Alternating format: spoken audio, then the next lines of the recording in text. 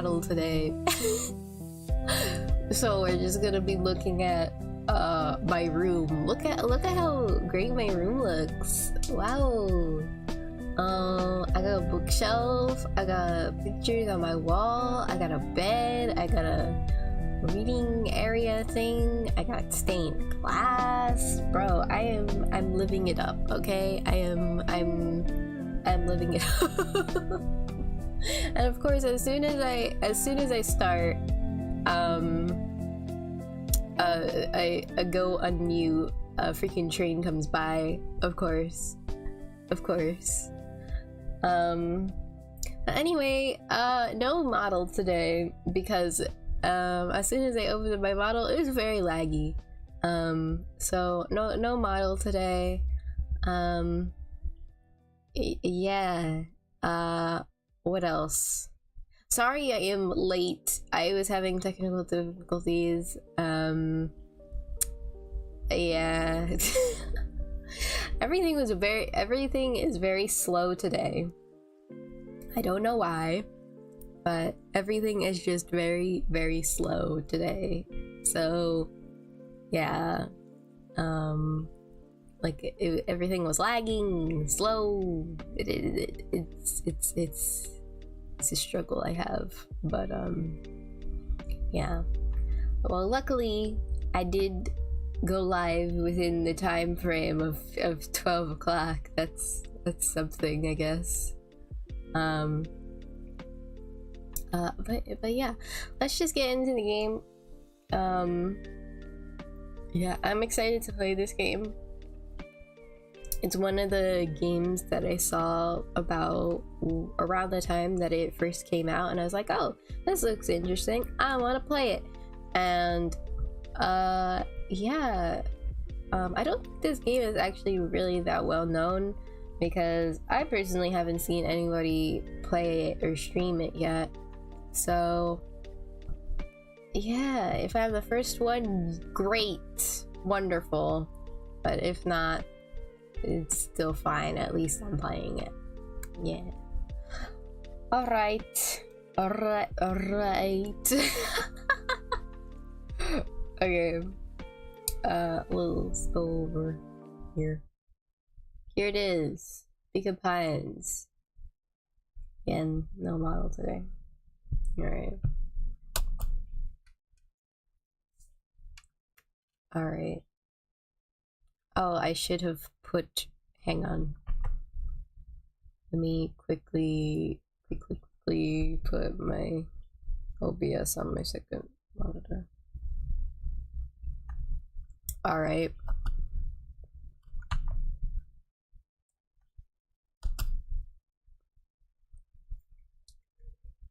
I am the reader. Oh, right. I have to put freaking... There we go. I forgot to put unmute the thing. Sorry about that.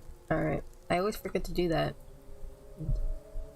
I should probably be used to this by now, but I'm not, apparently. I am the reader. Allow me to introduce you to my book. Okay. Though it might at first appear like many books you've come across, it is far from ordinary. Mm-hmm. You may, therefore, have some misunderstandings about its nature. The story that awaits you has not been fully told. In what way? In fact, its conclusion is not yet known. Oh. Even to myself. But you're the writer? It is in that way that my book is special. Yeah, I guess so. In that way that you are special. Oh, thank you. Without you, there is no story. Oh, I know, I'm very important. Chapter 1. Normal isn't what it used to be. Mm. This is a story about change. Okay. Nestled in a shallow valley is the town of Beacon Pines. Mm-hmm. Far from the town square, across the river, past the neglected welcome sign, a young boy walks alone at dawn. Aww. His name is Luca Van Horn, and like you, dear reader, he's here for a reason. Unlike me. Wait a minute, I'm here for a reason. Hey, what? Oh, look at him. He's so cute. He's so cute. Oh. Oh, great. Do I have to do voice acting? Hang on. Let me take a sip of my apple juice.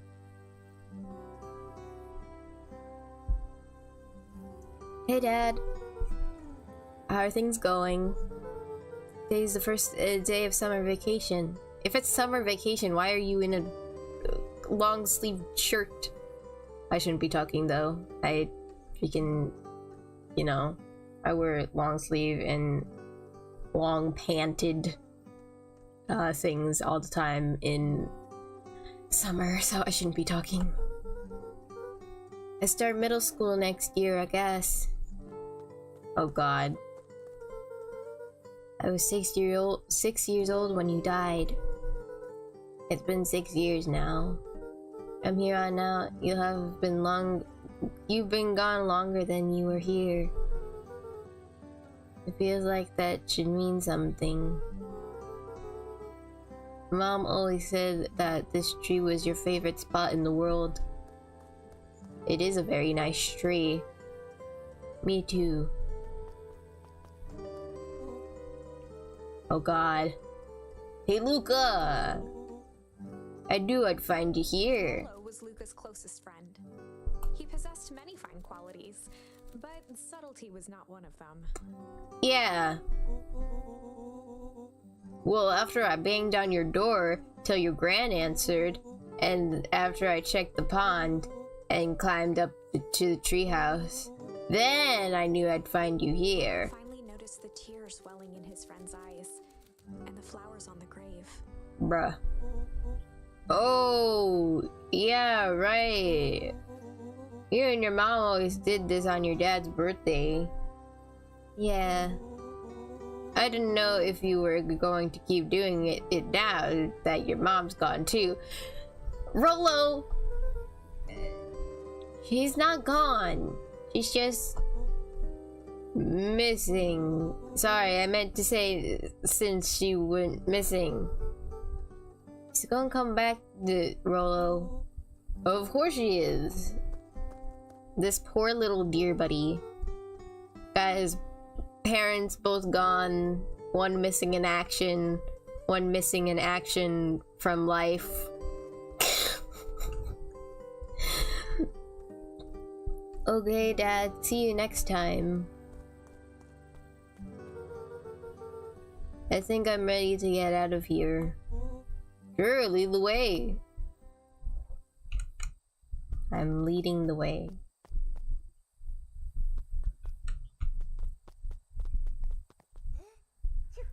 Oh, that's cute. That is so cute. Tickle. What? Huh? Huh? Huh? What? What? What? What does that do? Wonderful. I had a good feeling about you from the moment you opened my book. Well, what? I'm just good at... That charm is a very special thing. Very special indeed. Okay. Keep hold of it for now. Its purpose will reveal itself soon enough. Okay.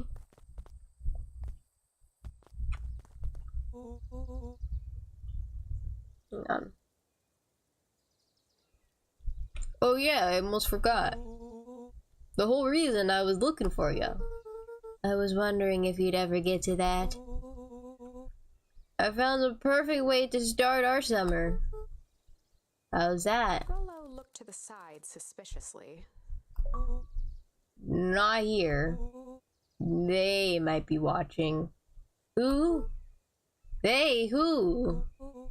Shh, not so loud. I need to do this in a secure location. Mission control. Alright, I just have to tell Gran and then we can head out. What are you gonna tell her? I don't know, I think of something.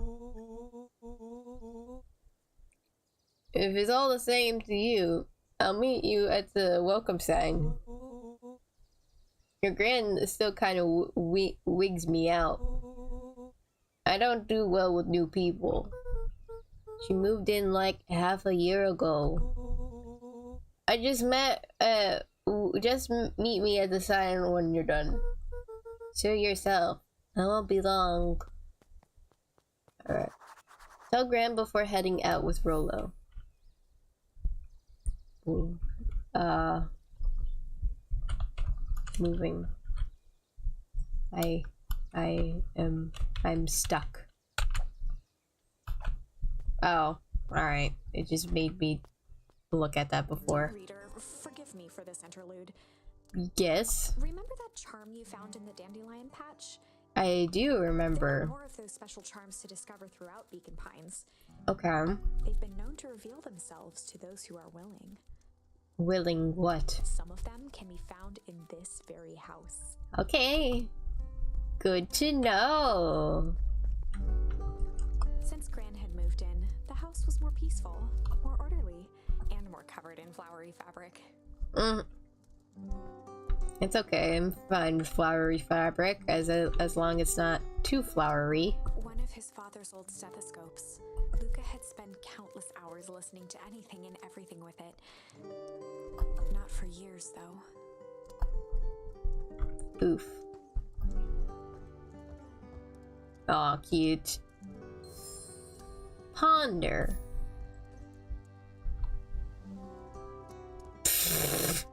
Slowly slide out. Gran had already lit the fire. She kept a warm house, as if by grandmotherly obligation. I need to sneeze. Ah, thank you. Just some dusty knickknacks. Let's go upstairs.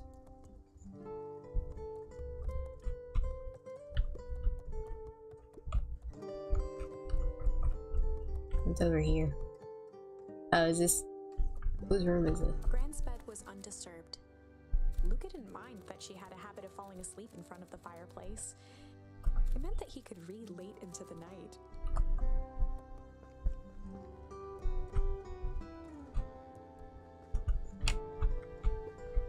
Do we share a room? Luca tossed on his favorite old sweater. Even though it was the first day of summer, a chill still hung in the air. Aw, chill. Gran's moving in meant that most of Luca's things had been crammed in the corner. I see that. Luca was somewhat annoyed by the situation. I like how half of our room, like it's almost like split down the middle. Gran had commandeered the upstairs closet when she moved in. Commandeered. Some things need shelter from a young boy's mischief, she said. Hide.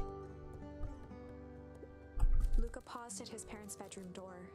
He just wasn't ready to go in yet. I see. Well, I guess, it's nice that,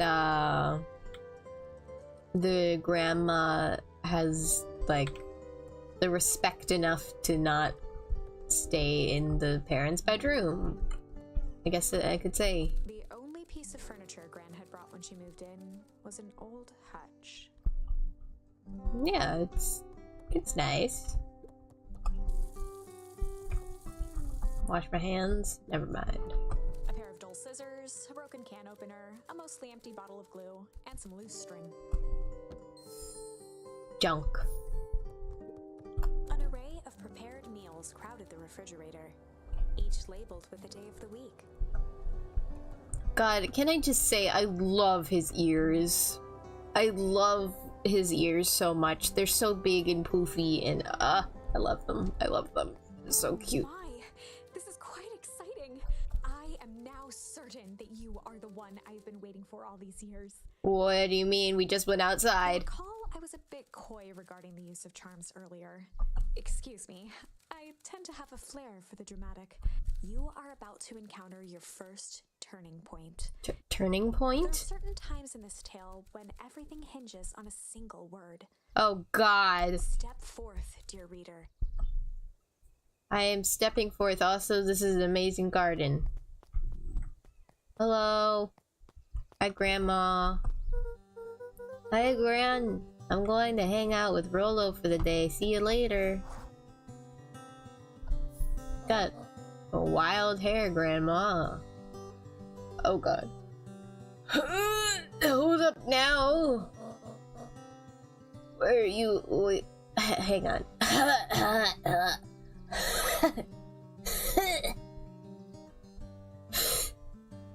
Where are you and Rolo headed exactly? Oh, nowhere special. The less Gran knew, the better for everyone involved.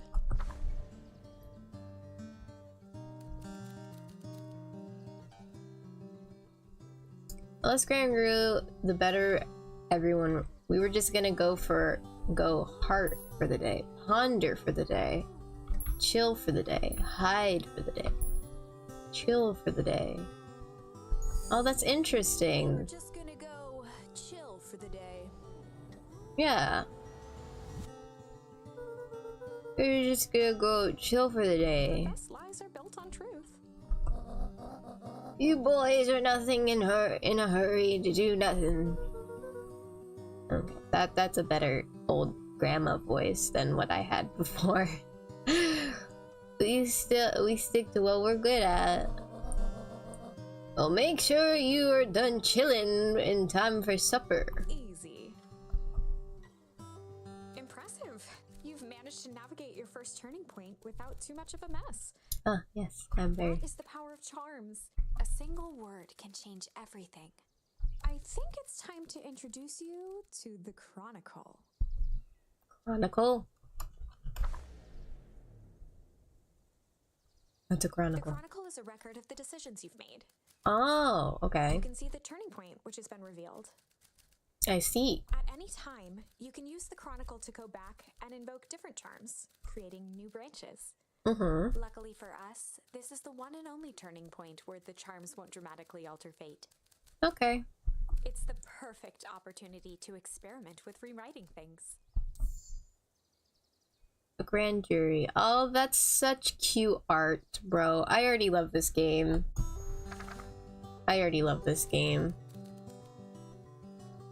Oh. How do I go back? I don't want to do that again. How do I go back? Go back! Go back! I don't want to... We were just gonna go chill for the day. Yeah, I know. I did that. I didn't want to... The best lies are built on truth.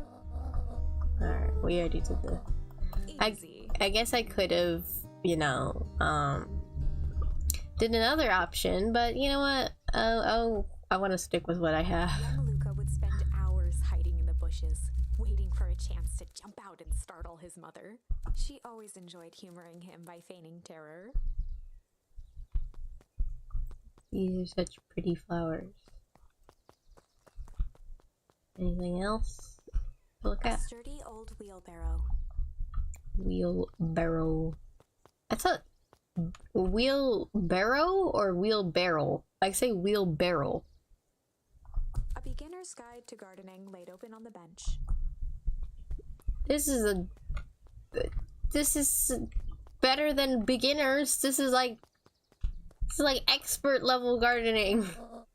Oh, and Luca, you and Rolo stay out of trouble. Oh, I know. Okay. In trouble with Rolo. Alright. Off we go.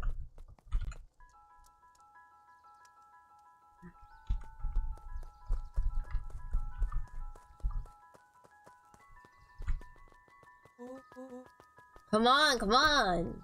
Whoa! Dang it, Rolo.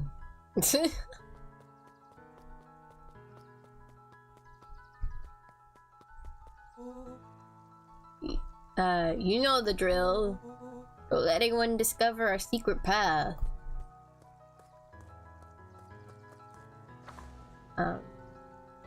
Chapter 2. I need to sneeze. Welcome to Beacon Pines.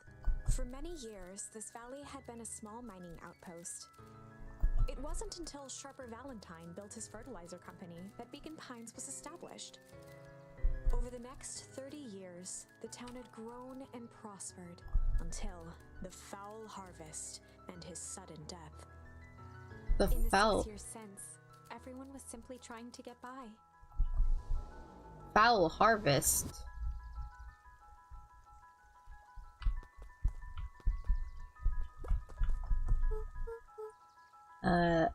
Hey, Mr. Kerr. Hey there, pal. Kerr was the CEO of Perennial Harvest Company. He had become a fixture around town over the past few years. After the failing of Valentine fertilizer, the town was hungry to welcome a new source of employment. Excited for the big festival? Oh, sure. Come on now, when I was your age, there was nothing more exciting than a town festival.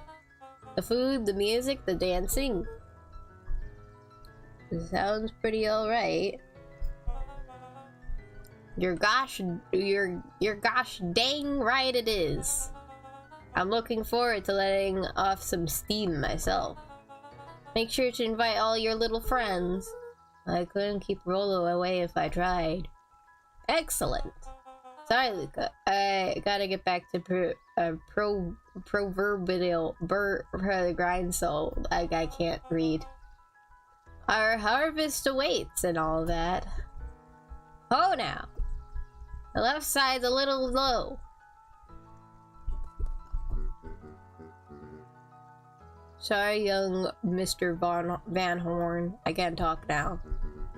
Very busy with preparation. Augustus Valentine was not busy. Oh, sorry, Gus.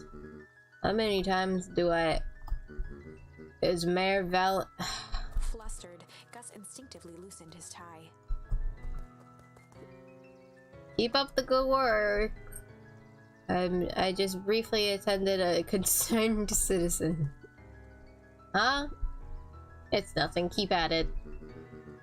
Alright, what can the Mayor of Beacon Pines do for you today? Oh, just saying hi, I guess. Well, good day to you too, young Mr. Van Horn. Yeah. Ah yes, I must look cool posted up by these posts by the bridge.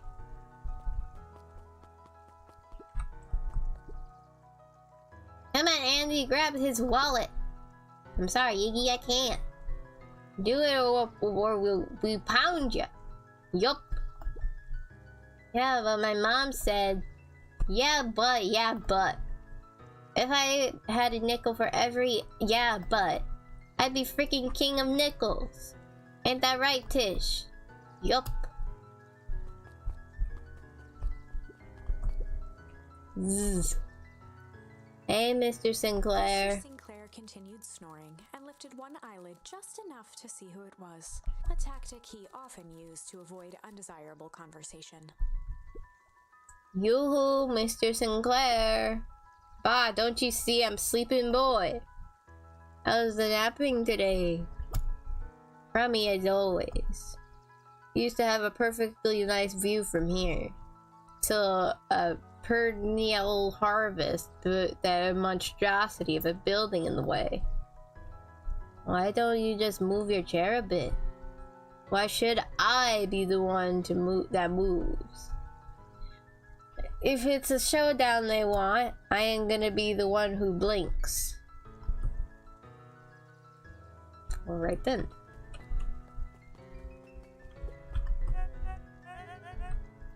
Mr. Van Horn, do you have a moment? It's just Luca. Golly, I'm sorry. It's my first week at Perennial He Harvest. pulled a pen from the pocket of his sweater vest and began to frantically jot something down on a clipboard. Wonderful, it won't happen again. If we're going to be on a first name basis, then you could call me Pete. Oh, nice to meet you, Pete. Sorry, what are you writing? Oh, just documenting. Gosh, it's exciting to be part of something so darn special. You know, it's not just about new fountains and phone booths. We're gonna change the world. And it all starts here in Beacon Pines. Isn't that amazing? Uh-huh. Anyway, I better get... Oh, that reminds me. We'd love to hear your thoughts. My thoughts? You bet. If we're gonna change this town, we need to get every detail right. That sounds intense. Ha ha ha. Changing the world is intense. So what do you say? Could you answer a few questions? Well, I guess if it's quick. Wonderful. Open to answering a few quick questions. One down. See, it's not that hard, is it? Okay, we're going already. Question 2. What's something you love about Beacon Pines? I never really thought about it before. Perfect. It's the only place where I lived. See, that wasn't so painful. Stopped scribbling and glanced up from the clipboard. Was it? I guess not. Huzzah! Our first 3 questions answered in record time. Are you literally writing down everything? Thank you so much for your time. I need to process these answers. We can save the rest for your thoughts, rest of your thoughts for later. Okay. Our harvest awaits. Okay then.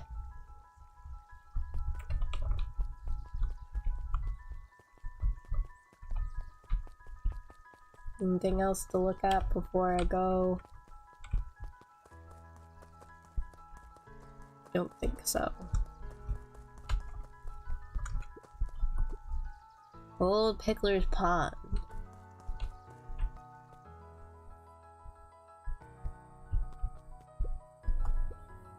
Mission control. Authorized personnel only. Hey Judson, is the line playing any tunes today? No bites this morning, I'm afraid.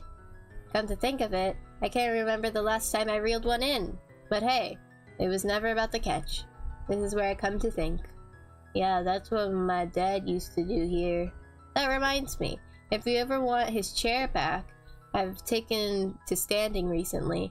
It keeps it from falling asleep at the reel. If you don't mind, I think it should stay. Not at all. An empty chair makes for a great listener. Whenever Luca saw his dad's chair by the pond, it reminded him of the days they'd pack up a couple of sandwiches and fish until sundown. Oh! Little baby Luca, oh, it's so cute. Luca opened the tackle box and picked the perfect bait. Tickle junk. What does this have to do with anything? Junk? Luca tied a shoestring to the hook. What fish could resist a nice shoestring? Luca gently baited a feather onto the hook, good for skimming the surface. Yeah, I don't think that's gonna work, but alright. Give it a good cast now. I'm giving it a good cast.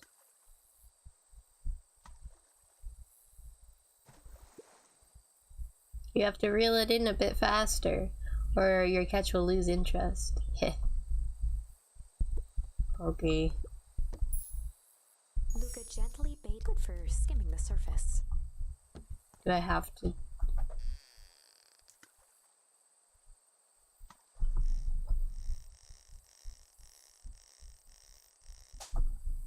Oh. Easy there, buckaroo. You don't know your own strength.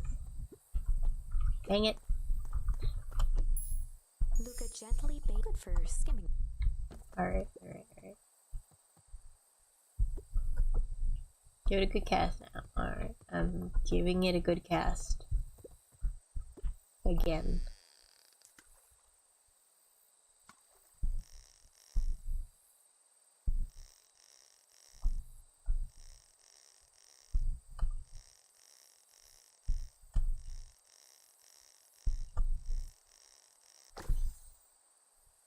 I got a rubber duck. Well, I'll be switched. It's your old rubber ducky. You were just a little drooling ball of fur when you lost that. Cried for days. I told you to turn up. Heh.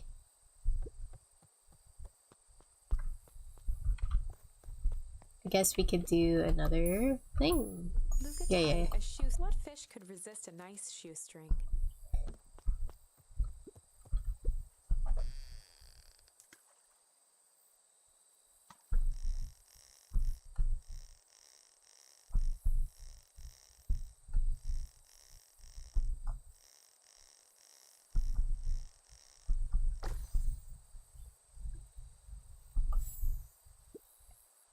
Where do you think the other one is? Hard to say. Sometimes things drift away. That's not fair. No, it's not. Well, whatever it is, wherever it is, I hope that other boot at least has a socket to keep it company.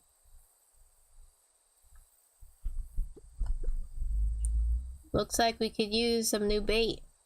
What do you say we head out and find some more?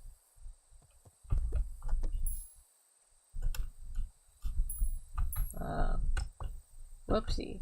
How do I go back? X.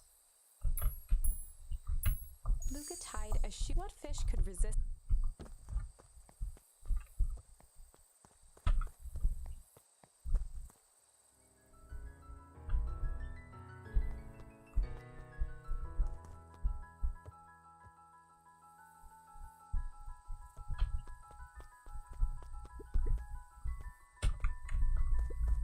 The boys had a good thing going, as long as they kept old Jeff happy. They had an endless source of precious materials to add to the treehouse.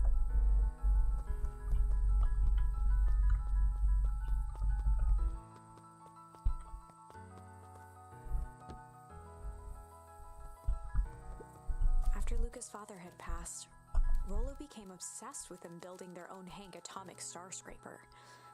It was some time before Luca realized it was Rollo's way of keeping him occupied. On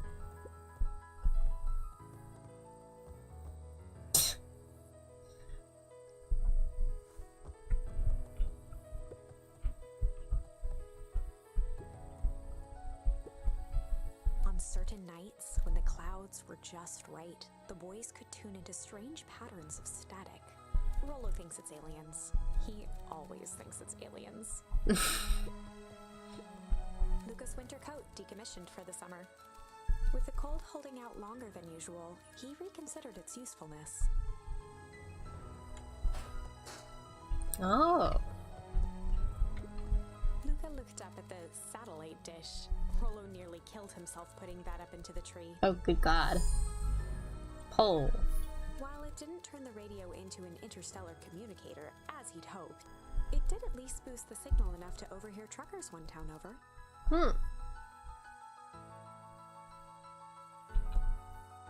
Well, the fact that it works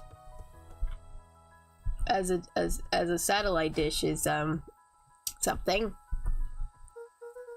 Okay, what's this top secret plan to start our summer?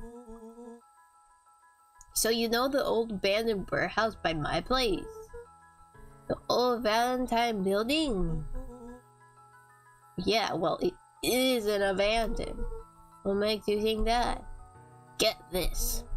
Last night it was glowing. Glowing? Are you sure? Kinda. Well, that place has been empty since the foul harvest. Yeah. Who would even want to poke around that place? We would, Rollo. We would. Wait. It's just a busted old warehouse. I just meant we could do some research at the library. You want to actually go to the warehouse? What do you expect to find? Answers. My mom's out there somewhere. And it seems like everyone wants to pretend that she's gone for good. You don't have to come, Rollo, if you don't want to. Luca, remember that time I sort of accidentally burned down the chicken coop? And you jumped in and said it was your fault before my paw throttled me. This is a flaming chicken coop sort of deal. I've got your back. Thanks, Rolo. Now that I think about it, poking around a decrepit fertilizer warehouse is exactly how I want to spend the first day of summer. Let's go! Alright.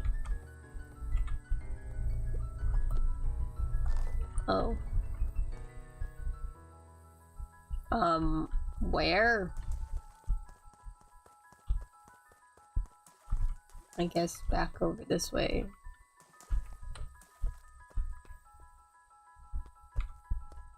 Bro, where did you go?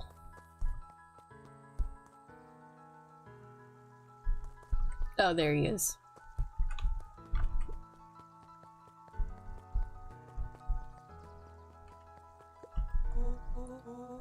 I'm just catching my breath a bit. So go on, I'll catch up. Alright.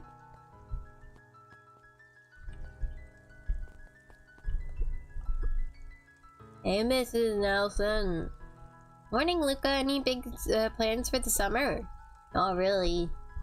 Heard anything about an old fertilizer warehouse? Any strange happenings? Can't say I have. Either way, a dusty old warehouse is no place for a young boy. You be safe now. Miss Hatch could often be found near the fountain, too absorbed in a book to be distracted. The two wandered down the wooden path, unaware of the danger ahead. Oh, this is getting good.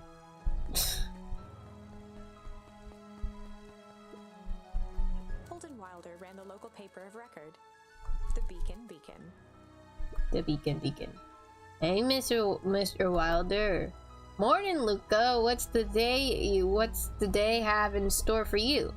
I was wondering if you heard any news about... News? The Beacon knows the news that needs knowing. Any news about the old fertilizer warehouse? Nope. Oh. Rolo thought he saw some lights there last night. Rolo ought to be careful poking around that part of town. The winds of change are blowing, and change is a dangerous animal. Change.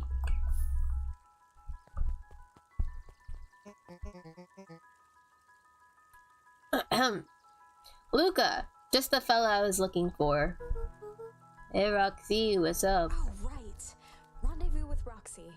This is an important turning point. The first time where your charms will change the course of fate. Oh no. Currently, we only have one suitable charm at our disposal. Have no fear, we can always return later using the Chronicle once we find more charms. Well, now I'm just rambling. Where were we? Have you seen my blockhead brother today? He skipped out before breakfast. Well, not really, no.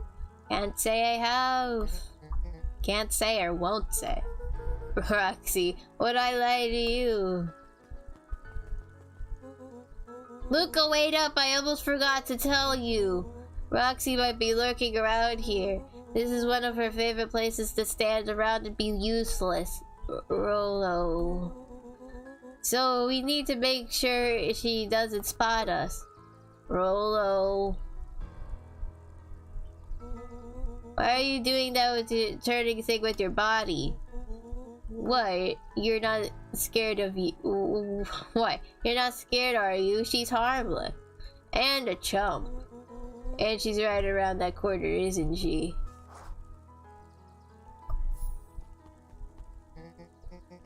Don't mind me, just over here lurking, uselessly. Oh, hey, sis.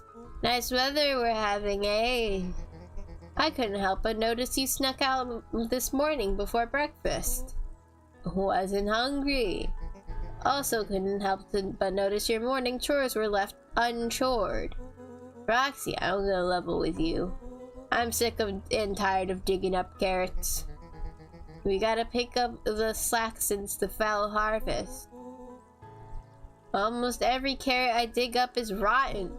And the rest look like they were hit with a Hank atomic shrinkle ray. All the more reason to keep on digging. There's gotta be more to life than puny carrots. Look, Roxy, Luke and I have places to be, so if you don't mind... Oh, I do mind. I'm not gonna catch hell again because of you. So either you march yourself home and harvest those carrots, or I haul you home myself. Rollo froze as Roxy took a step toward him, cracking her knuckles. Luca knew he had one chance to save his friend from being dragged home.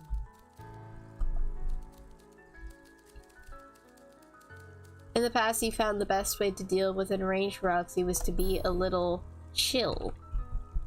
Oh no. I only have chill! In the past, he found the best way to deal with an enraged Roxy was to be a little chill.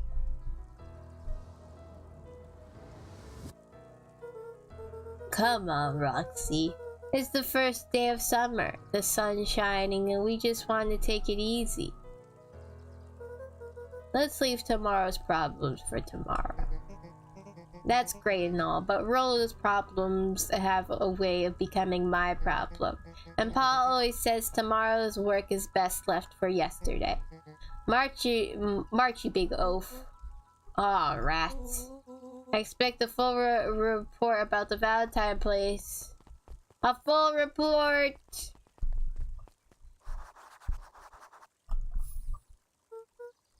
So, Fitz, what are you up to this lovely day? Nope. Cool, cool, cool.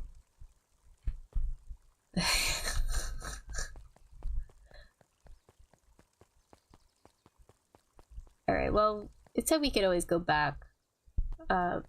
When we have more charms, was it?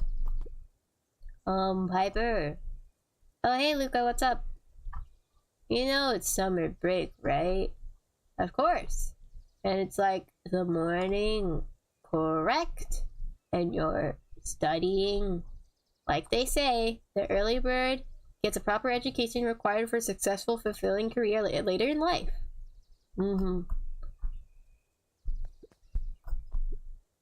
Hey Zaro. Hi Luca.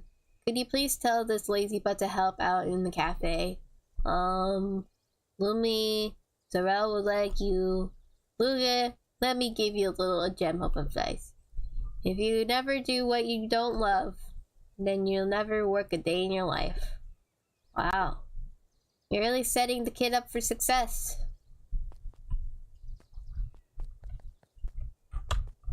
Alright.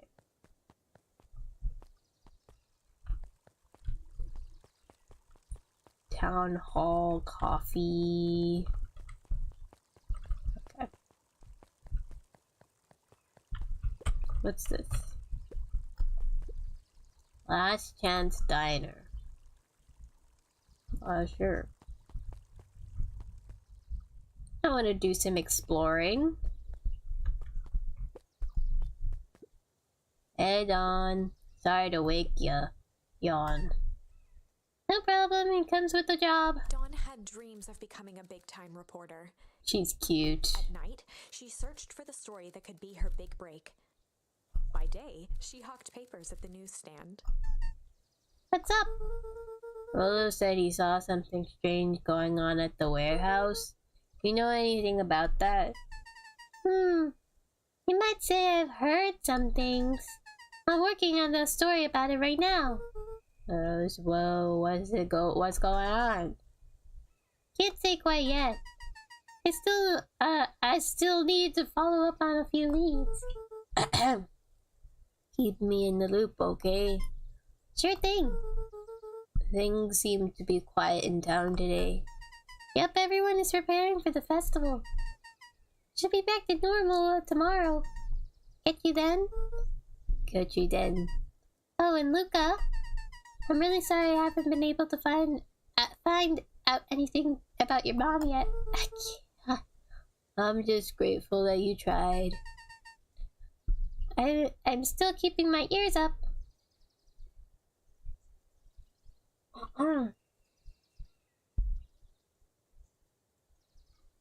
for it.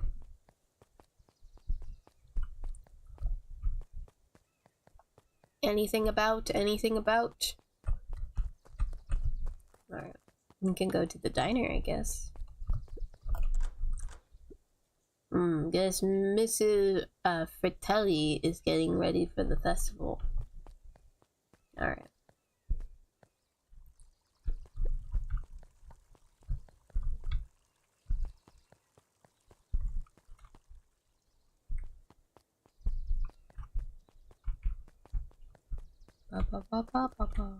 No touching.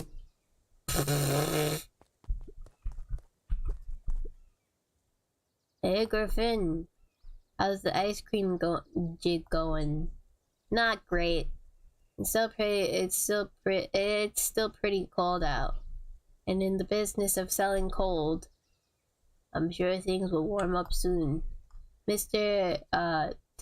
Tolliver's not at his grocery stand. He's preparing for the festival, I guess. Gotcha.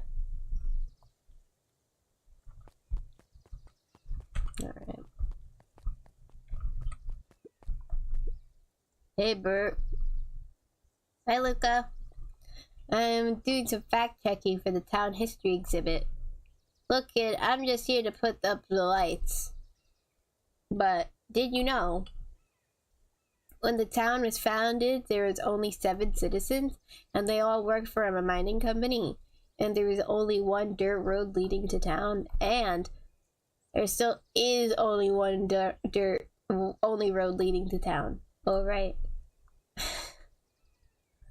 Alright. Anything. Alright. Let's go back.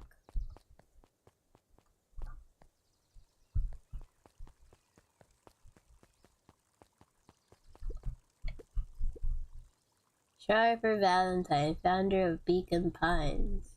Never underestimate what a great man can do given time. Sharper Valentine. A bit much, if you ask me. Indulgent.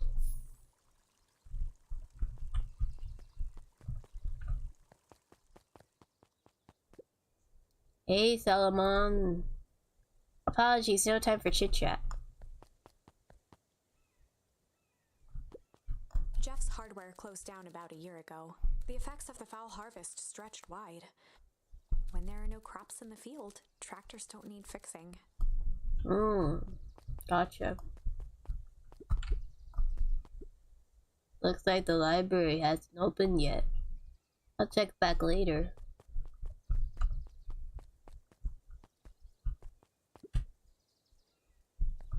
Nun Creed the drugstore. Oh my god. Luca, my boy! Hold up a tick. Oh, hey, Mr. Nungreed. I was just on my way to... I just sold the last jar of your grandmother's preserves. Can't stock the shelves fast enough, turns out. Oh, hey, that's great, but I'm actually... I guess Juniper will just have to swing by with more of her lovely jam. Well, don't let this old man slow you down. If you just remind her that she still owes me that dance. A promise Gran regretted the second it was made. Will do. She's a fine woman, that Juniper. Yeah, she's pretty cool, I guess. A real fine woman. Gotta go. Sweeter than any jam on earth. I'm leaving. I'm leaving. The phone booth was brand new. Part of Perennial Harvest's Beacon Pines Reborn initiative. It didn't see much use. There's a bird up there. I always wondered in, like, fantasy situations like this where the people are like anthropomorphic animals, but there's also just normal animals about. How does that work? Oh, hey, Luca. Hey, Joey. How's the bug hunting going? Not great. Bugs have been shy this week. Bugs get shy? Oh, sure. Bugs aren't that different from people. Sometimes they just want to be left alone. If you're going into weep wood, I can't read. Just be careful where you step. No bug crunching, got it. I mean, technically, if you think about it, we step on bugs every day. Like, without, like, if you're stepping in the grass, you're bound to crush some bugs. Luca peeked up at the beehive. It appeared to be deserted. That's strange.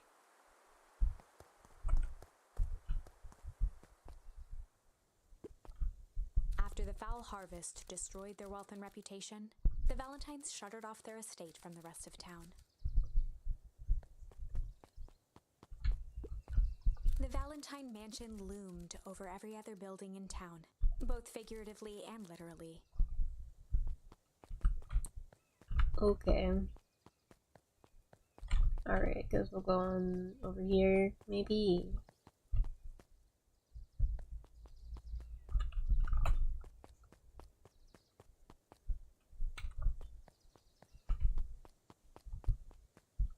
Alright, I can't go anywhere over here. I love the art in this game. It's so pretty.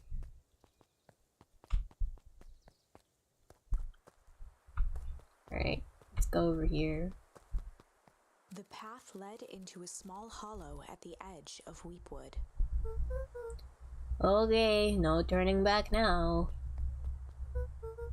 Caution, electrified fence. Is that a new sign? The fence thrummed with a gentle electric buzz. Okay, so what would Rolo do if he was here? Luca often asked himself what Rolo would do, so that he could rule out that option. I'm definitely not touching that thing.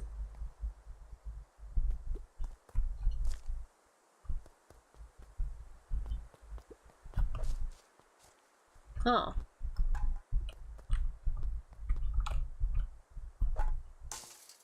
As sparks flew from the fence, the light atop that section shut off. 2 bulbs remained. Gotcha.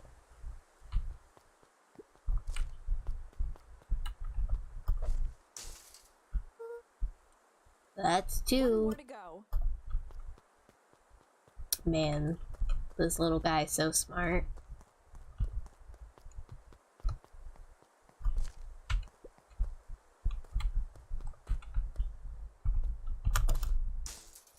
The fence's buzzing gave way to silence. Okay, moment of truth. Every kid in town knew the old Valentine fertilizer building. Long abandoned, the warehouse once served as the industrial heart of Beacon Pines. Now, it stood only as a reminder of things left behind. The dormant building showed strange signs of life. Okay, so Rolo wasn't exaggerating for once. What's going on There here? was only one way to find out.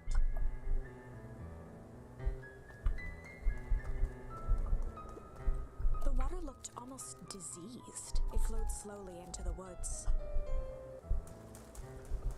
Like, The hose emitted a subtle sound. It was actively draining some kind of liquid.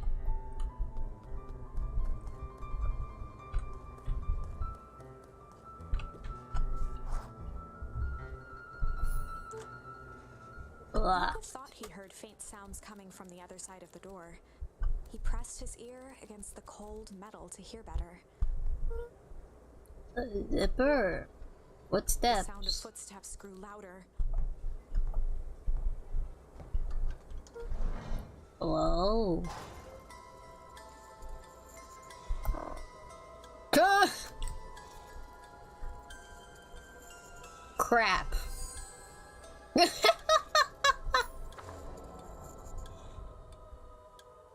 heavy steel door knocked Luca to the ground. Disoriented, he looked up to see an imposing figure silhouetted in a green glow. It lunged toward him.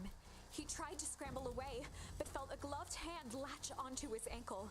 Oh God. Luke watched his fingernails leave trails in the dirt as the hand slowly dragged him back through the door, into the lab, into the green light.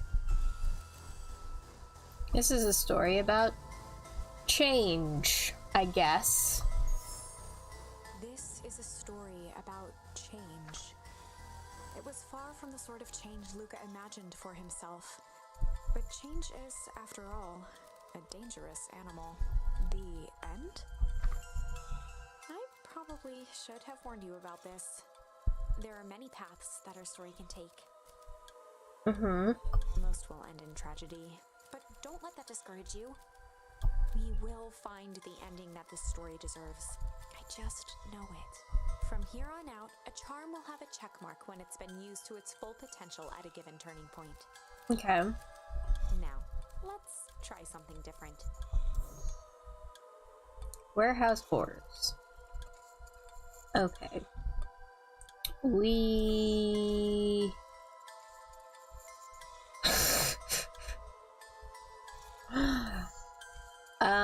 I guess let's go back to this one. Patsy found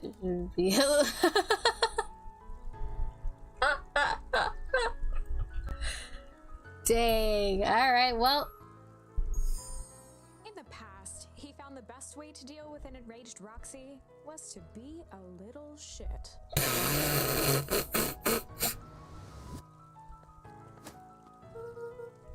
Make a break for it! What have you done? Ah!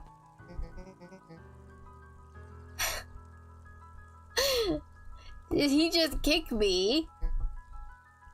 Write all you want, little twerps. You gotta come home eventually. Sorry!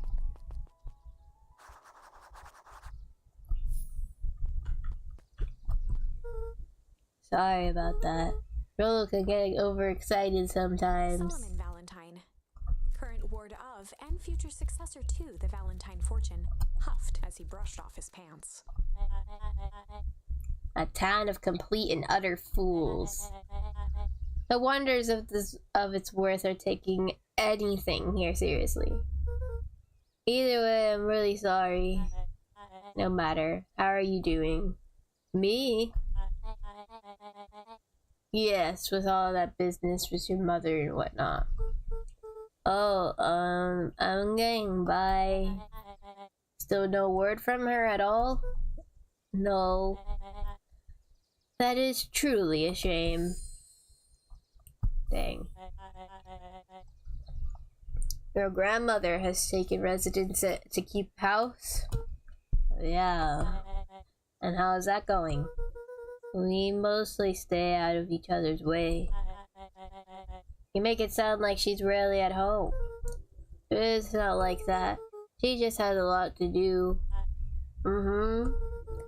She's still settling in and trying to figure out how to make ends meet. Indeed. Well, count your blessings. It's better to have a caretaker who's rarely around. In lieu of one who tries to compensate by smothering you with attention. Train, shut up! That doesn't sound so bad. Trust me when I say, it's best to rely on yourself. Family has a way of creating more problems and then they solve.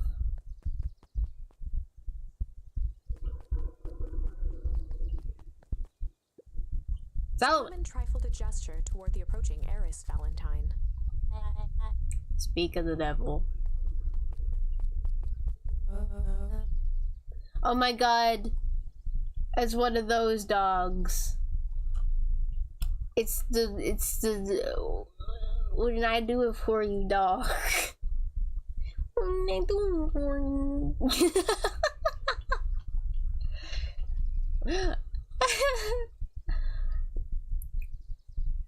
Do not wander off like that. I'm much too busy to be looking over for you. Apologies, heiress. I was just taking a stroll through town. Strolls are for commoners. You're a Valentine now. I want you to be present for the construction of the History Museum. The future of this town relies on its ability to remember a family's great past. Of course.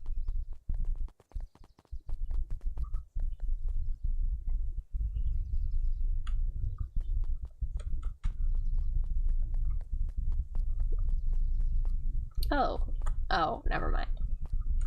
We have to talk to this guy again.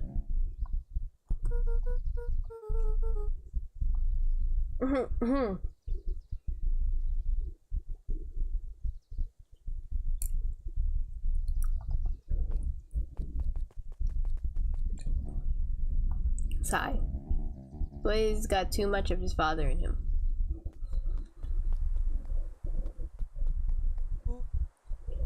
I win! A little help. I am the champion! We were racing. Did that road get longer?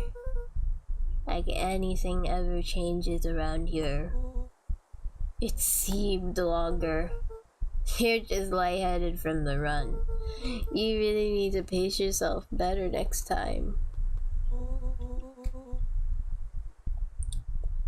Not sure why I would take advice from second place.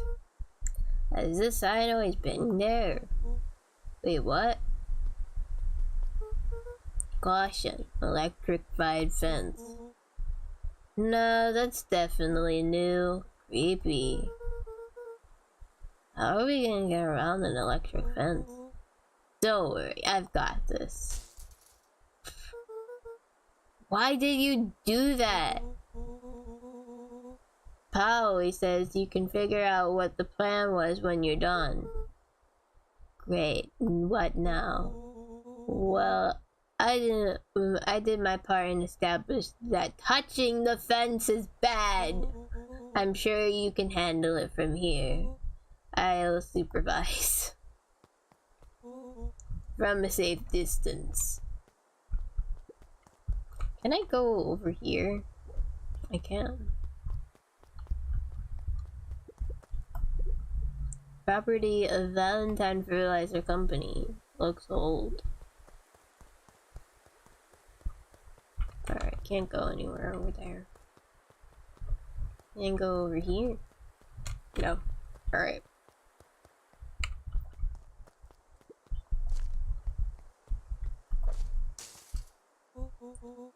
Whoa, you're a genius. I know I am. I am quite the genius. I think that did it. Luca. You never fail to impress. As the glowing windows of the old warehouse came into view, Rollo began to bounce excitedly. Check it out. Dang, Rollo, you weren't exaggerating for once. Was there any, was there any, oh my god, was there any doubt?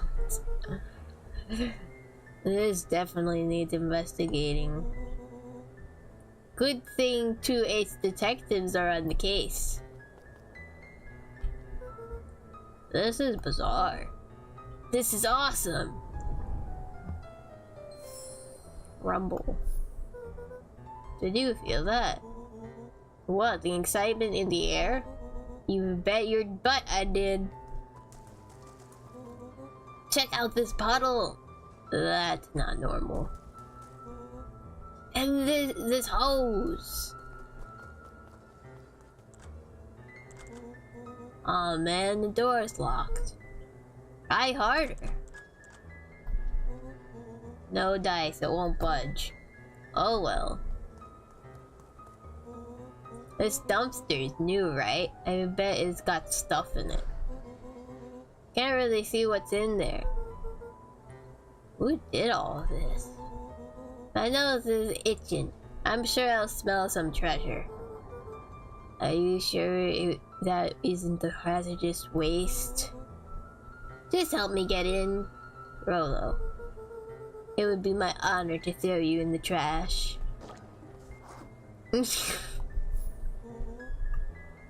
Come on, Lady Luck. So what's in there? Let's see. There's a squishy bag of squish. Wow. A good inch of stagnant sludge. Your natural habitat. Wait, hold the phone. Hold 2 phones. Check these bad boys out. Are those walkie-talkies? Just like Hank Atomic communicators. Do these actually work? Ground command to Hank Atomic. Hank, do you read me? This is Hank Atomic ground command, and you're coming in 5 by 5. How are your vital readouts, Hank? It's getting a little stuffy in here. Requesting assistance for evac. Help is on the way.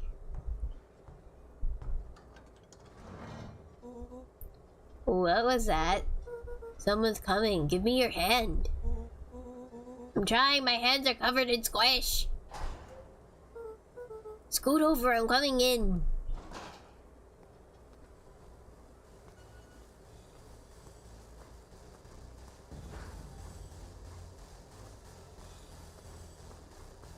Uh-oh.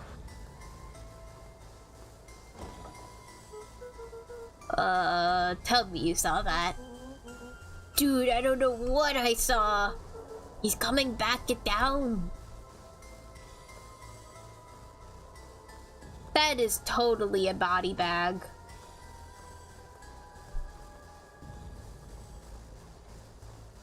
The boy sat petrified under the weight of the bag. Oh God, tell me that's not what I think it is. Luca, do you know what separates run-of-the-mill detectives from ace detectives? A ridiculous hat. When the chips are down, ace detectives dig deeper for clues. Willow felt around at the large sack which burdened them. Aha! He snapped off a tag from just within a small zipper opening in the bag. Some sort of badge or something. What's it say? Willow held the badge up to a faint shaft of light within the dumpster. Dr. Prescott Deep Engineering. It's a name tag. Who would throw away a bag full of slimy old name tags? I think it's just one name tag in a bag full of something else. Okay. I think we should make a break for it. Calm down. Stay calm. This is no time to panic. I'm not panicking! You're panicking! Rolo, calm down. You don't have to squeeze my hand so hard. Dude, I'm not holding your hand. Quit messing around. What other slime-covered hand would be in here? Ah! Ah! I'm beginning to see the benefits of your run for our lives plan. Right, we've clearly established that I'm faster than you, so I'll go first. Why not go together? Flaming chicken coop, Luca.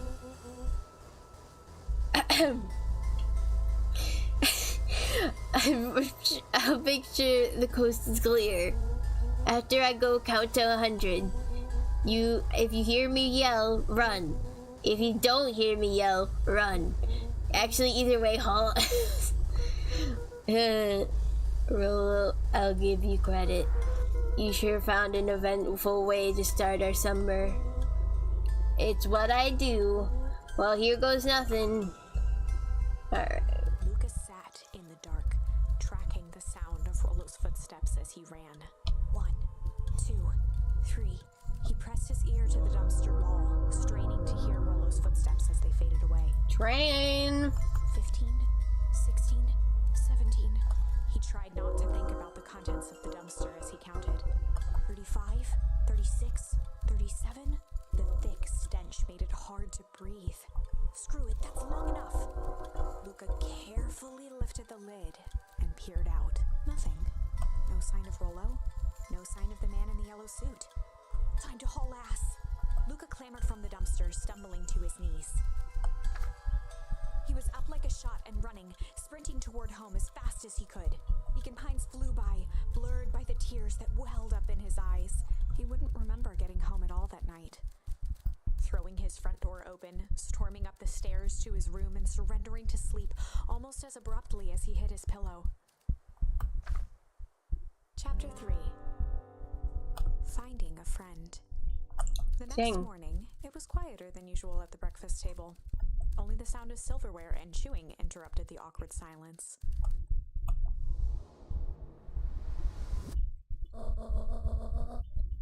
Oh god.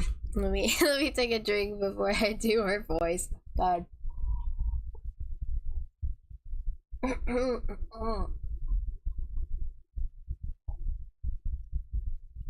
Alright. I just finished drying a mess of jam last night. So that'll need to get delivered into town today. Okay. So, what did you and Rollo get up to yesterday? Oh, nothing interesting.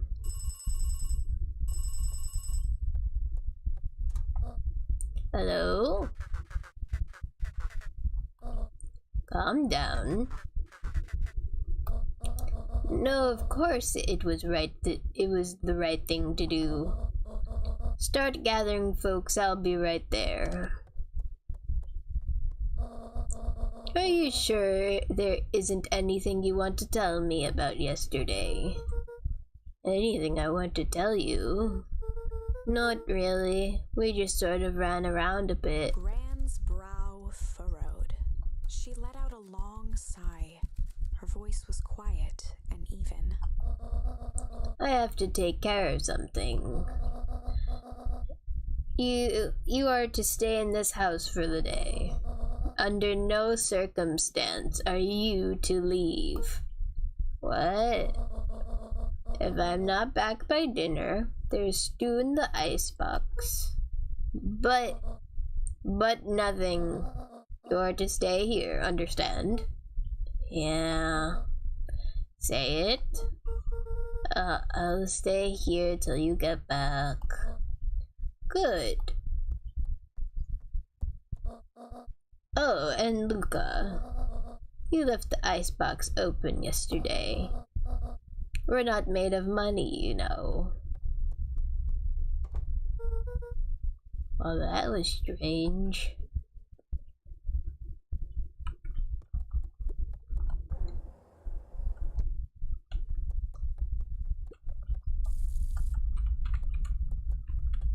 Alright.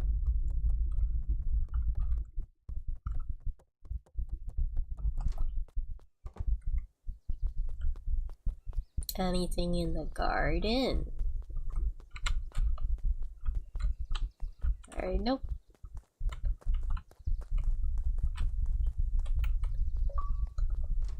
Alright. Guess we could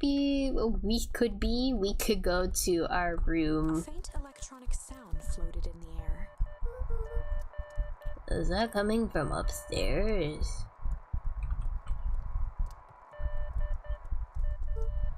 Hello?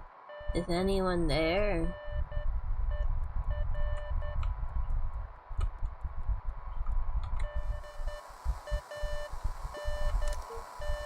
Hello? Rollo, is that you?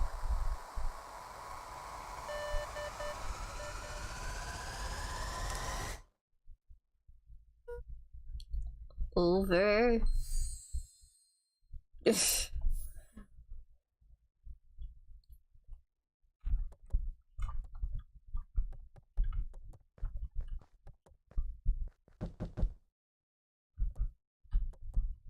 But was that a knock?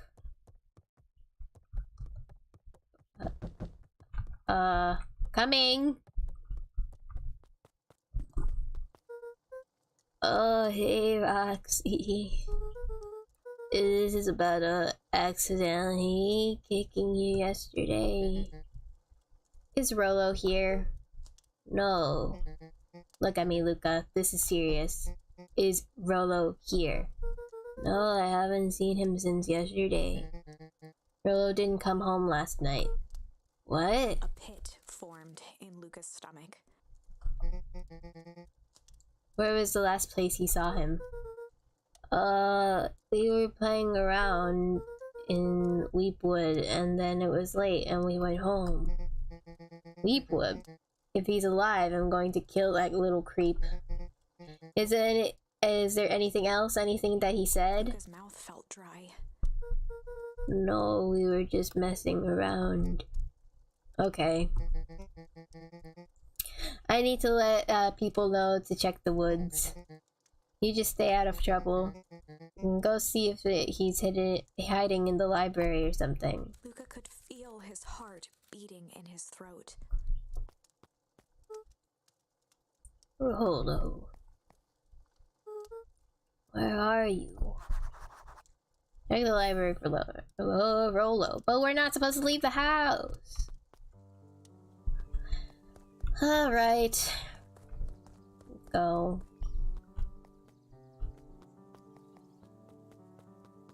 What's over here? The road leading to Beacon Pines was long and uninspiring. A sort of natural barrier for the impatient. Alright. For a town that saw few visitors, the welcome was perhaps more grand than necessary.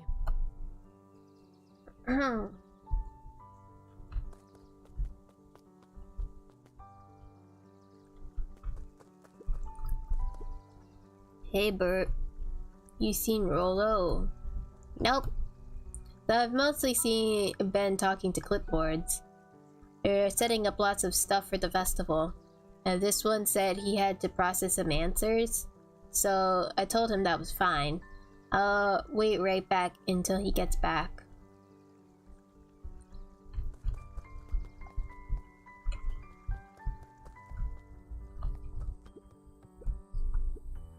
Hey Jetson, have you seen Rolo come this way by any chance? Afraid not. As elusive as the fish are here in this pond.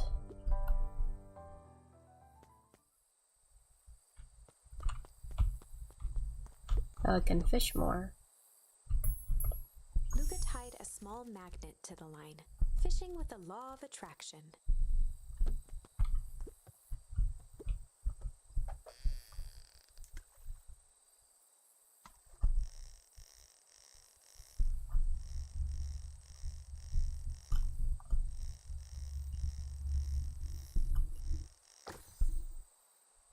I got a key. Where do you think the lock is for this key? Why would we want to find that? Because we would know the secret. Ah, that's no fun. The second we know what it unlocks, it just becomes a boring old key. Right now, this key could unlock anything. Cool. Alright, that's all I have for this.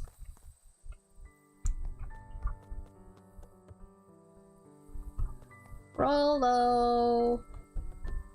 Marco Rolo!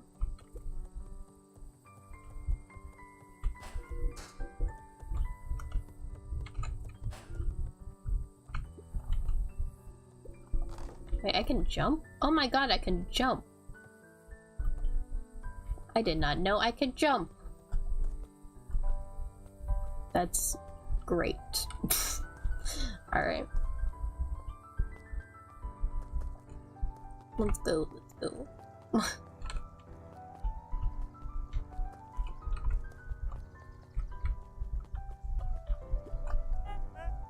Howdy, Luca. Hello again, Pete. I'm not Pete, you silly goose. It's Toby. You could have fooled me. Well, hey, it's no problemo. Important thing is, we'd love to hear your thoughts. Yeah, I'm getting that impression. We're all part of something special, Luca. And it all starts right here in Beacon Pines. I got it. He looked up from the clipboard excitedly. That's right. So how about you start by telling me? Look, no offense, but I've got my own stuff to take care of. Gah, you joker. We're all a part of this together. You'll let us know when you're free to answer a few questions. Okay. I really need to get back to work. A couple more minutes. If Roxy said she will be here, then she will be here. I just don't see why I'm standing around doing nothing and waiting for Roxy, when I could be standing around doing nothing and getting paid for it. Come on, Lumi, Roxy needs our help. Ugh, my parents won't listen. No offense, isn't Rolo always getting into trouble? Something feels different this time. What can we do to help? We need to check where the adults aren't. So I guess it's up to us to check Weepwood. Our shift doesn't end for another couple of hours. We could spend the time making posters. That would be great, I guess. Right, Fitz and I will check Weepwood, and we'll be back later to pick up the posters. I think my dad has a map of Weepwood. Let's just swing by my house and grab it before we head out.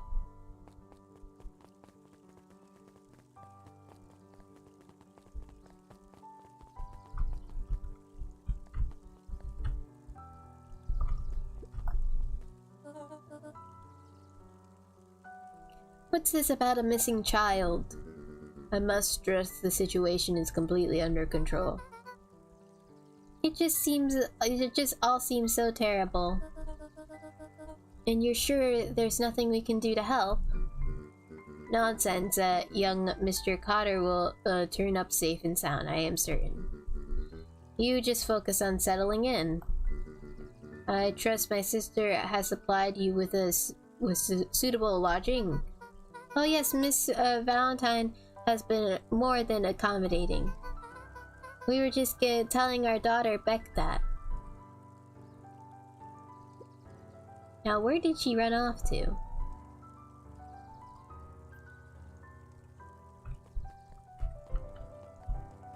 Where's the library again? Well, let's check in with what's her name? Dawn. Hey Dawn. Yawn. Is it true about Rolo? Yeah, he didn't come home last night. I wonder if it's connected. Connected to what? I was checking in on reports about increased activity around town. What sort of activity? Windowless trucks, mechanical noises, strange lights.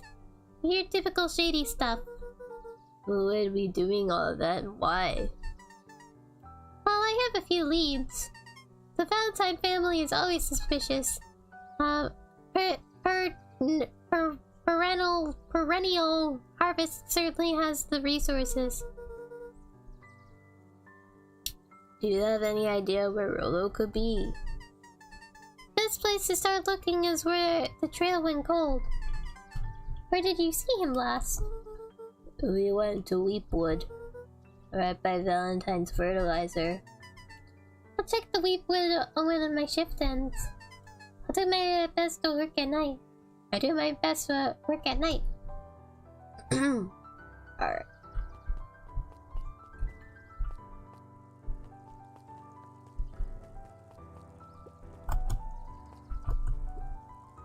His eyes went wide in disbelief. What do you mean vanish? That's impossible. Oh my. He doesn't even see the danger he's in.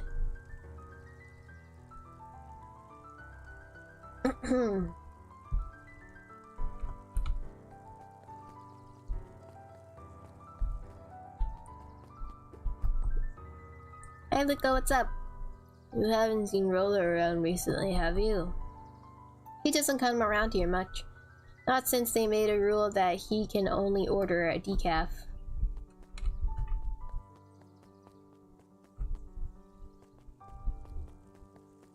Alright. I'm stuck. Over here. Oh my god. Hey, Yi-sun? History Museum. It's laughable, really. Did you happen to see Roller in there? No, just the shadow of a family. Clinging onto a town, clinging on to the past. Feel free to check for yourself, but don't expect to have your mind blown. Hey, Griffin, has Rolo been by? Haven't seen him all day. I'm sure he'll show up safe and sound. And when he does, I tell him that there's a strawberry chocolate double scoop waiting for him on the house. He'll like that.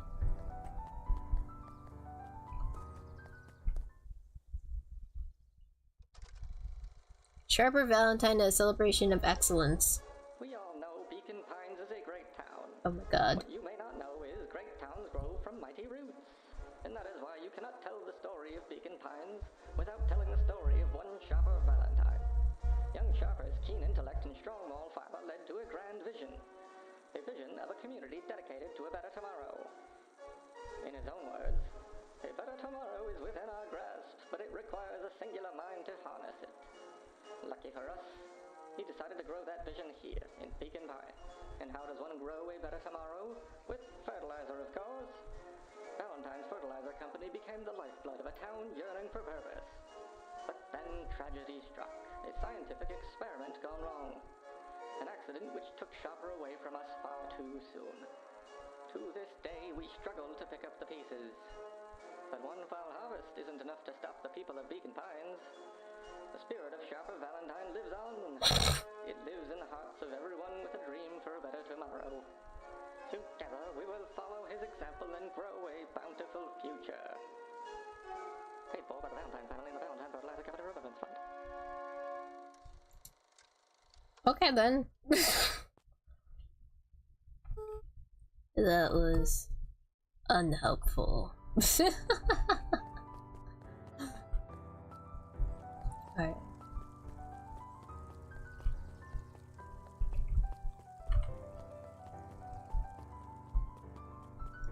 The library's open.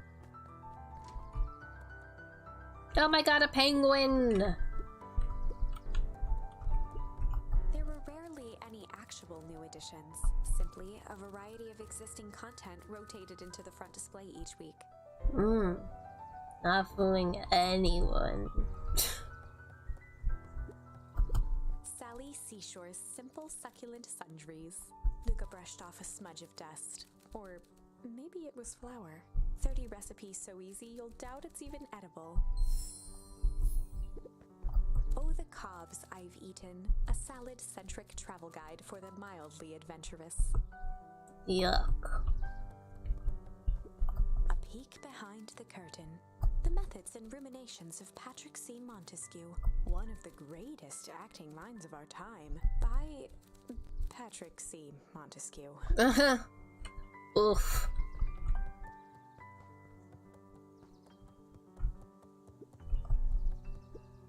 Hey, Jace. Oh, hey, Luca. Did Rolo come by? No. I was actually surprised. He's usually here early on days when a new issue drops. Rolo's the biggest Hank Atomic fan I know. Besides myself, that is. Well, if he does swing by, tell him to meet me you know where. I don't know where. No, he knows where. Oh! Roger that, Space Cadet. The bottom corner shelf was a dusty array of thick science books. Only one binding was clean enough to read. Cellular Biology and the Chemistry of Mitosis. Boring. Mycological Phosphorescence. What? Ugh. Or like, my complete loss of interest. Good one, Luca, good one. The entire top level of the library was devoted to comics, most of which were Hank Atomic and the myriad of lesser revered spin-offs.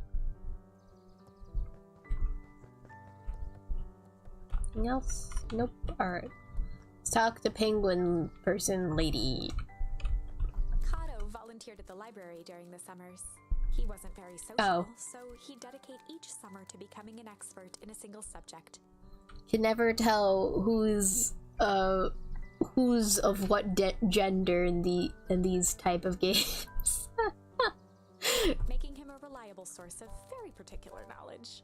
If you were to ask Kato something he didn't know, he'd escape into the dusty old bookshelves and return with just the right thing. Hey, Kato Kato. was lost in his reading. Luca crooked his neck to see the title. Introduction to Melitology. Oh, hey, Luca, you stuck up on me. Good book. You know, just started He it. gestured to the shelves. I'm really running low of books I haven't read yet. So now it's on the wonderful world of bees. Turns out bees are pretty cool. For instance, did you know that around 70% of bee species actually live in underground tunnels? Or that if there's two queens in a hive, they will fight to the death for supremacy. Fight. That's interesting, but you haven't seen Rolo around recently, have you? Not since yesterday. Keep an eye out for him, okay? Sure thing. If I see him, you'll be the first to know. Alright.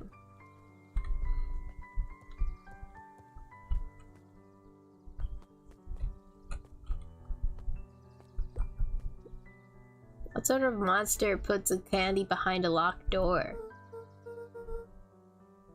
Oh yeah, Mr. Nuncreed works a weird hours sometimes. Of course he does. How about you? When do I work?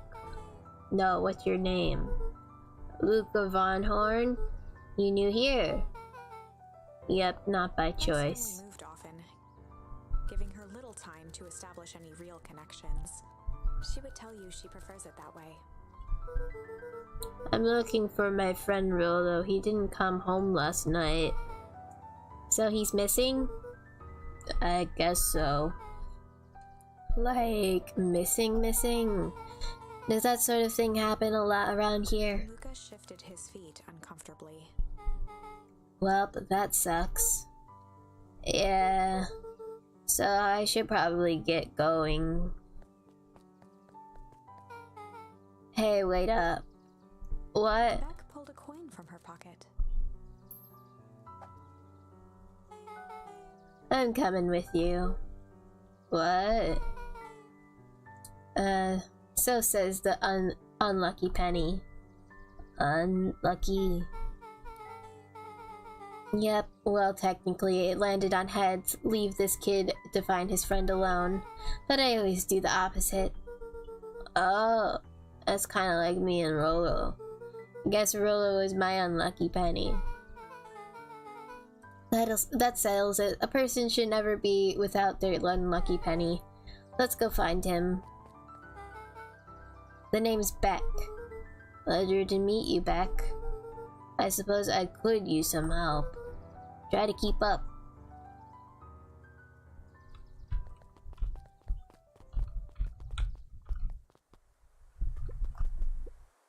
Joey, have you seen Rolo around? No, sorry, Luca. I've had my eyes in the dirt looking for beetles. I can't seem to find any. He never came home last night. Do you think it's because it's been colder than usual or than normal? I don't see why that would have anything to do with Rolo. No, the beetles. Do you think the temperature confused their circadian rhythm or something? Who's to say? I'm no beetleologist. Just keep eye out for him, would ya? Of course.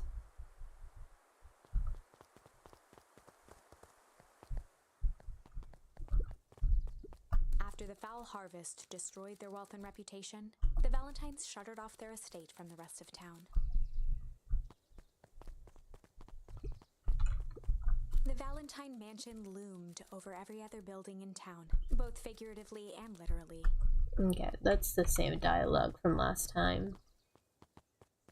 Anything over here? Anything different? Anything new? Nope. Alright, let's go back.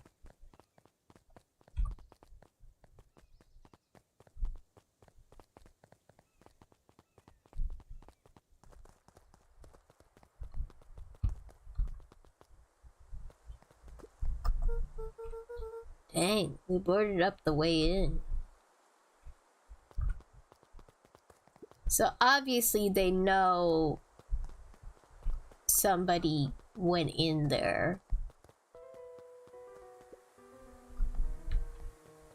Luca felt a chill as he approached Beck.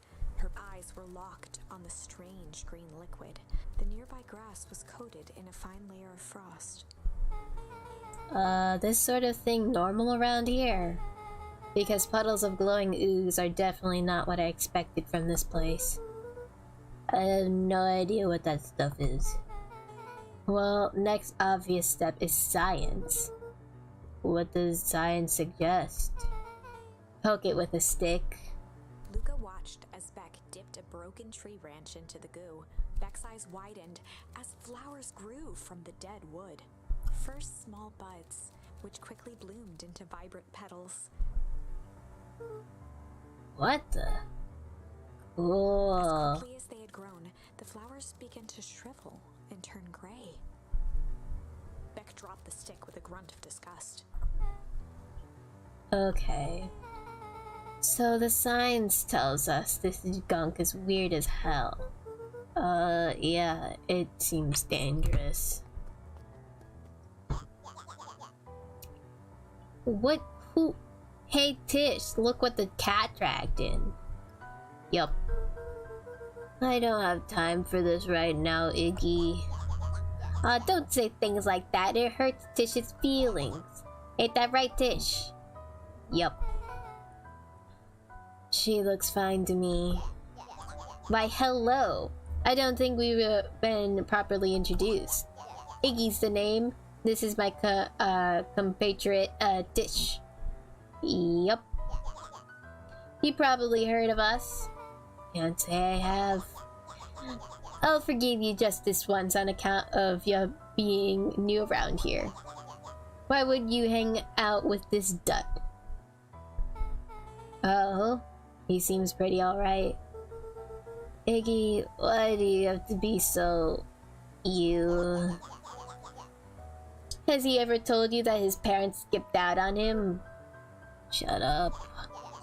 It's true, they got tired of having such a pathetic kid and left him.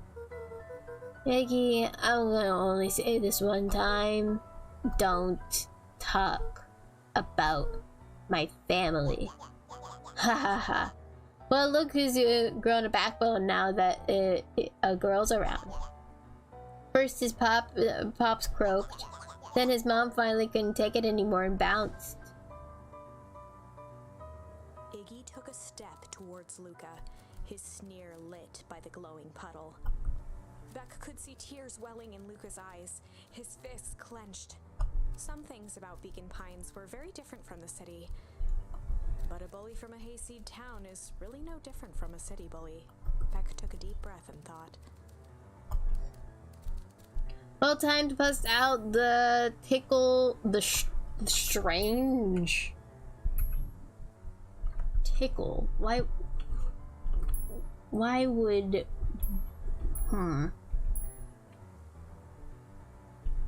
Tickles. Why not? Why not? Well, time to bust out the tickles. Hey Tish, wanna see something cool? Yep. Check it. Beck lunged forward and began to tickle under Tish's arms.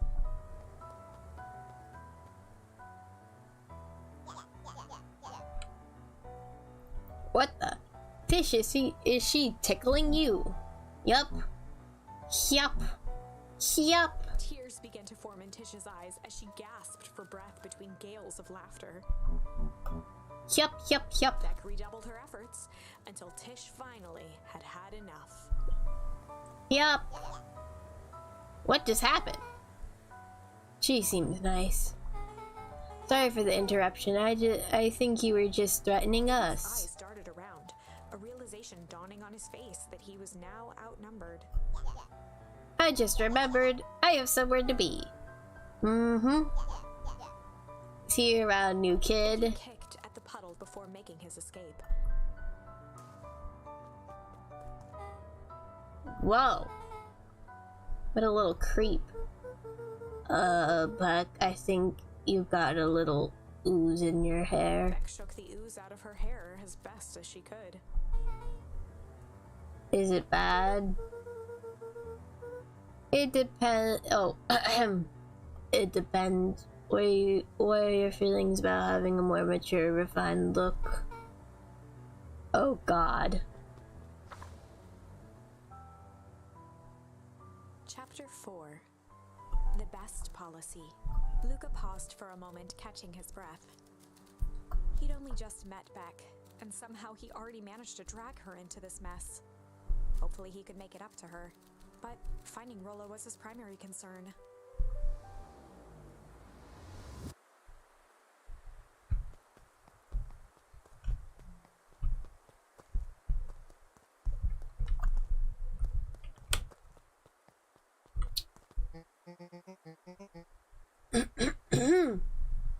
Luca, what the hell are you doing out here?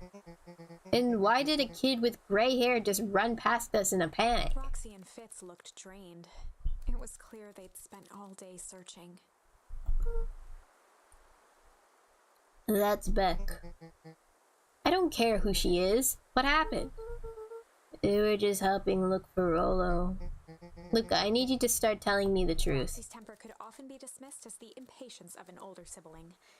But this was the most intense Luca had ever seen her. Her eyes were wild and unfocused, looking straight through Luca. We're running out of A time. torrent of rambled words and tears, Luca broke down. Rollo and I weren't just playing in Weepwood yesterday. We were investigating lights at the old Valentine warehouse. But someone was there in a strange suit, and we hid in the dumpster and had a heavy bag dropped on us. I think it was a body. So we ran, but we got split up, and I ran home. And it's all my fault. And now my best friend may never come back. Wow. Just wow. Roxy, still exhausted and angry, softened briefly as her eyes hunted the ground in thought. With a determined sigh, she looked up at Luca. It's not your fault, Luca. Rilla's gonna be okay, I promise. Roxy drew herself up. I'm gonna fix this. Luca, go home. But I wanna help. This is too dangerous for a kid. I can't just, I can't just sit around. I have to do something. Roxy tried to think of the safest place to send Luca. You go back to that little treehouse you two like to play in. Wait there in case Rollo shows up. Sound like a Luca plan? wiped his cheeks and gave a quick nod. You did the right thing telling me the truth. Now scoot. You really believe his story? What other option do we have? Things have been strange around here leading up to the festival. My dad has been acting weird lately. Well, weirder than normal. Looking into the puddle, Roxy rubbed her arms to warm up. Why is it so cold here? This place gives me the willies. Go to the tree's house in case Rollo shows up.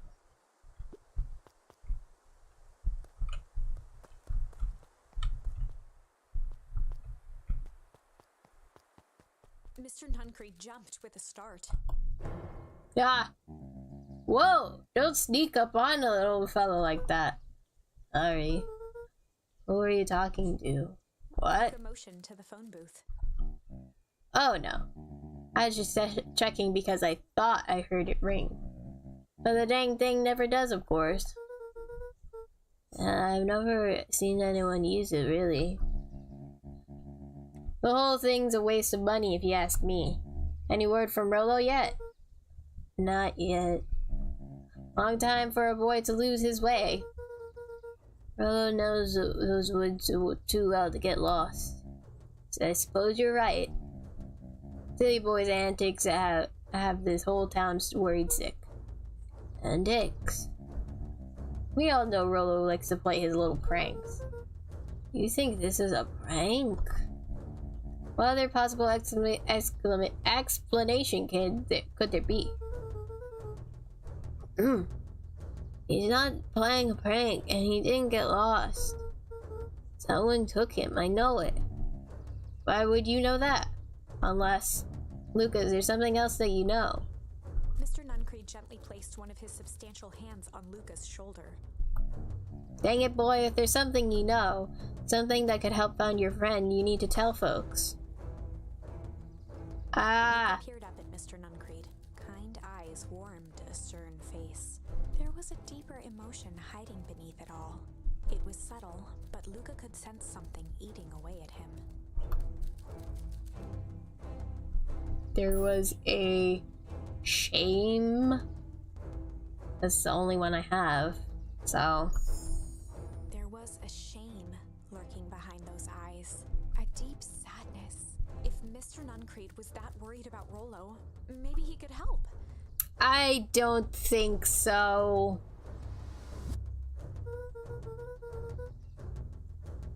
Yesterday, Rollo and I were messing around at the old Valentine warehouse. Mr. Nuncreed raised an eyebrow. Both of you. You were with Rollo when he went missing? Not exactly. I was hiding in the dumpster. The dumpster? What are you doing in there? At first we were just looking around. Then someone in a strange yellow suit came and dumped something on us. We both got scared and ran. That was the last I saw of him. He got scared by someone, by some garbage. Well, that's why you don't go skulking in someone's dumpster. But it wasn't garbage. I think it was a body. I'm sure it was just some trash. No, there was a name tag. It said Deep Engineering. His shoulders slumped. I wish you wouldn't have said that. A deep sigh bellowed from his chest. Why did you have to? I tried, Luca. God knows I tried to keep you safe. Luca attempted to take a step back, but Nuncreed's hand clamped down on his shoulder. But you Van Horns just can't help yourselves, can you? We were all so close to being done with this. With a firm shove, Nuncreed manhandled Luca into the phone booth. What are you doing? It's out of my hands now. The door latched shut with a mechanical hiss. Crap. Huh? As Luca pounded the glass, the floor dropped from under his feet. The inside of the phone booth was now a loose capsule plummeting at gravity's whim. Luca winced and pressed his hands to the walls. As he braced for impact, the capsule hurried to a surprisingly smooth stop. He felt a cold rush of air and opened his eyes with hesitance. Two large figures in hazmat suits occluded his view. Luca I knew. heard the deep, resigned voice of Mr. Nuncreed over an intercom. I knew it. I knew it. He knows too much. The end. God dang it. Wait. No. This isn't the end. I know there's still much more. Somehow this went wrong. Okay, let's try something else. I don't have any...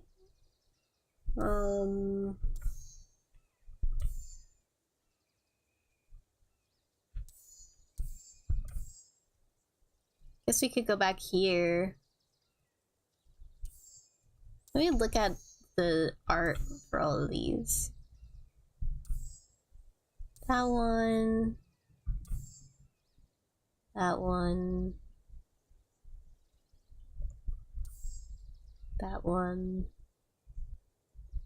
Yeah, alright, let's go back. The strange. Well, time to bust out the strange.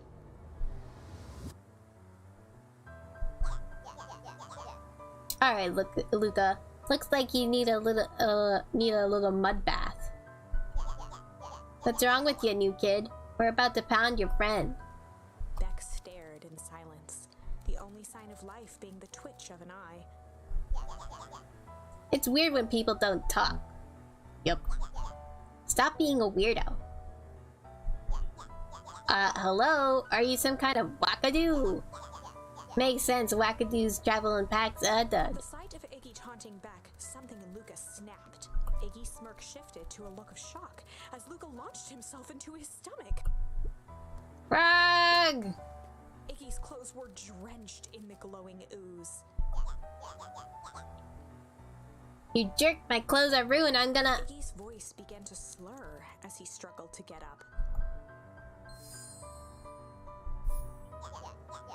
I just feel so good. Ah! I'm sorry, it just. Oh, crap. Yup! Well.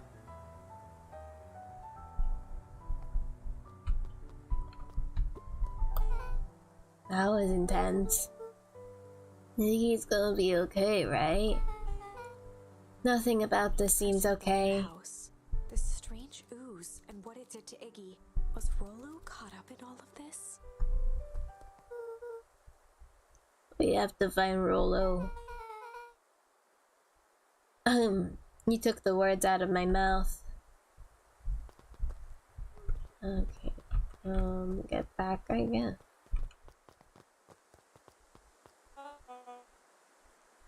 Hello there, little buddies. You startled me. What in the dickens are you up to in this part of town? We were just helping look for Rollo. Oh, you haven't heard the good news? Rollo showed up safe and sound a bit ago. Really? So where is he? It's funny, really. He just got a little turned around in the woods. They can be disorienting, you know. I'm starting to get that impression. Rollo's at his house now, getting some well-deserved rest. Wow, that's a relief. You two should scurry along before you get lost yourselves. Yeah, come on back. I can't wait to introduce you to Rollo. Oh, that reminds me. Luca, your grandmother was looking for you. She was. She was worried sick. You should march straight home. I guess. Beck, your folks might be getting worried too. I'll walk you home. I need to talk with Nellie. I need to talk with Nellie about work anyway. Beck glanced toward Luca. I guess all's well that ends well. I'll introduce you to Rollo tomorrow. Sure. Glad he's okay.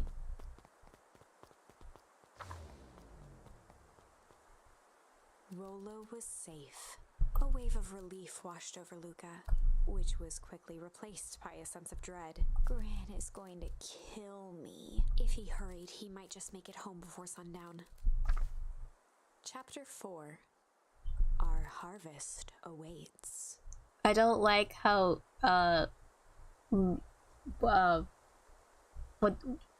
what's the word? Not suspicious. God, words. Menacing, that was. Luca took a deep breath and gingerly opened the door, steeling himself for Gran's wrath.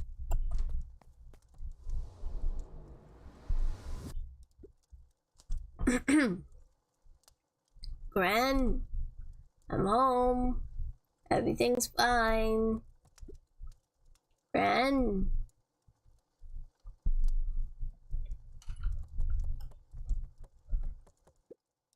Gran, I know I wasn't supposed to go anywhere. I was just helping look for Rollo.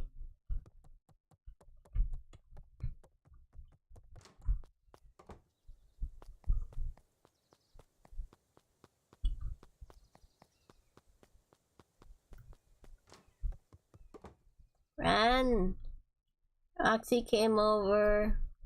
She was worried about him. I figured you wouldn't mind if I helped look for him.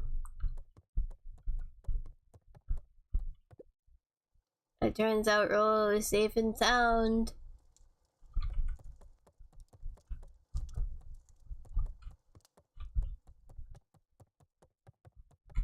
Luca was alone. The house was empty. So Gran's not back yet. I guess that's a good thing. Nothing to do now but sleep, I guess. Luca was sitting by the pond, listening to small waves lap against a rock. His father sat in a folding chair in front of him. Without turning, he spoke. "Why don't you grab me some nice bait?" "Sure thing, Dad." Luca hopped over to the tackle box and popped open the lid. Inside was a rolling, buzzing mass. "We're fishing with bees?" Luca's father gave a warm chuckle. "Well, you catch more fish with bees than honey. Pick us out a good one." Luca closed his eyes and plucked out a bee. He could feel its wings struggle between his finger and thumb. Holding it at arm's length, he hurried over. His father deftly baited the hook and examined his work. "Interesting choice." With a practiced flick of the wrist, the line buzzed in a graceful arc. The water accepted it without a splash or ripple. The wrong choice. But I respect it.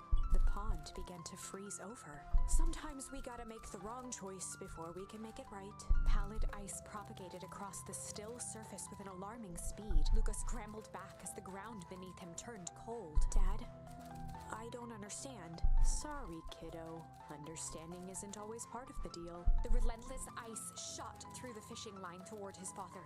"Dad, look out!" His father casually wound the reel. "None of it's your fault, you know. Never was." "Dad, we have to go." Luca grabbed his father's shoulders, trying to pull him away. "Please, you have to run." The ice crackled as it spread across his father's hands. "That's the thing about fishing, Luca." His chest began to crystallize. "You toss your hook in, and you never know what you're gonna pull out." A shock of searing cold ran up Luca's arms. He gave one last desperate tug. The chair tipped backwards in a single frozen mass. Luca tried to stop the momentum, but it was too late. He watched the icy form of his father slam into the hard ground, shattering into 1,000 pieces that crowded around his feet. "Dad, I don't understand. What does all this mean?" The gentle rustle of leaves was the only reply. Damn.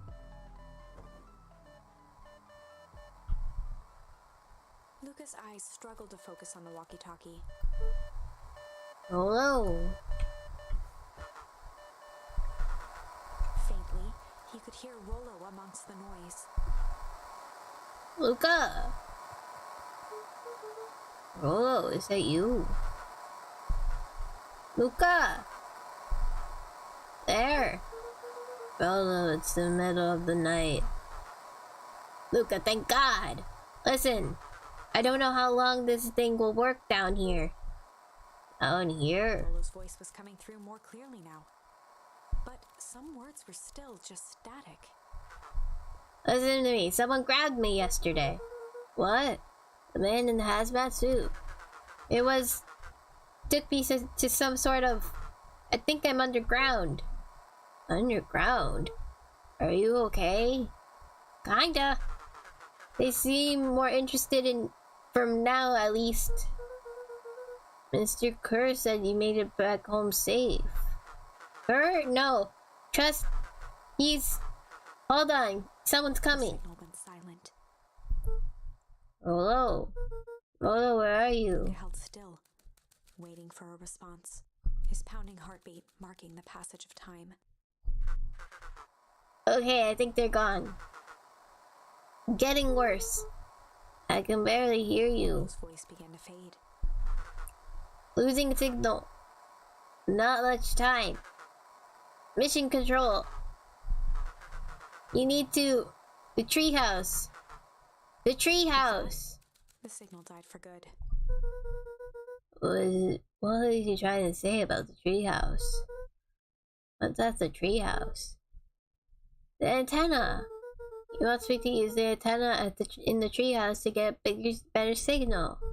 Rollo, you're a genius. Luca grabbed the walkie-talkie and sprinted to the treehouse. Hook up the walkie-talkie to the radio in the treehouse. Luca heard a group of footsteps approaching. He dashed behind the bushes to avoid being spotted.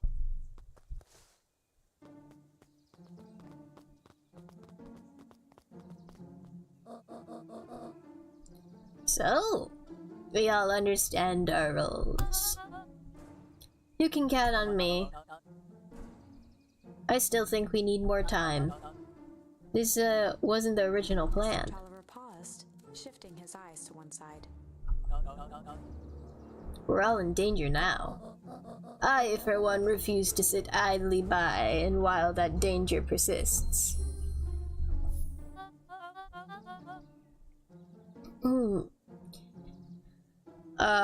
Haram? You just keep your wits about you. Mr. Tolliver took one long, quiet breath. You're right. You can count on me. I just wish we could have made the deal with the heiress Valentine. Her resources would have still come in handy. As I said, I had no time to contact her after your call this morning. Plans change. How's Luca holding up? He's fine. We shouldn't lose sight of the fact that this is all. I know very well what all of this is for. We have no choice. Operation Sparkplug has a new objective. Are we in agreement? The three shared a determined look. Good. We'll reconvene after the festival.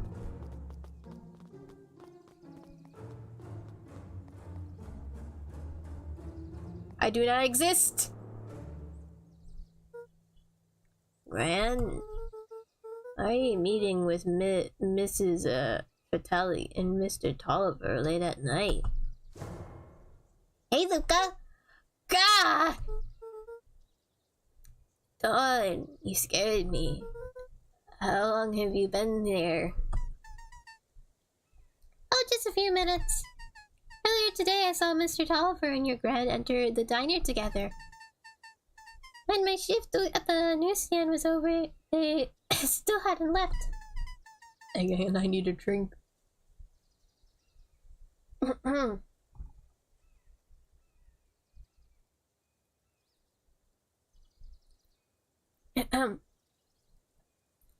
he's the greatest tool of any investigative reporter. Time. When they left, I trailed them here. What do you think they're up to? Whatever it is, they seemed organized and determined. They mentioned the festival. Yeah, I heard that too. Has your grand been doing anything different recently? Anything strange? She got a phone call this morning and rushed out of the door. Call from Harriam Tolliver, it seems. He was either furious or terrified. Or both. Look up, be careful out there. I think we might be in the middle of a scoop of a lifetime. I will. Need to sneeze. Thank you. You coming out? No, I'm gonna stake out here for a bit longer. See ya, Luca. Alright.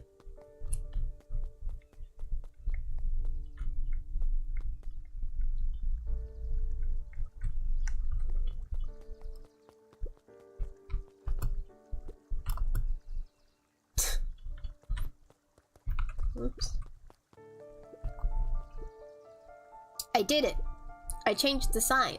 Splendid. Did anyone see you? I don't believe so. You were right. It was simple enough to just rearrange the letters.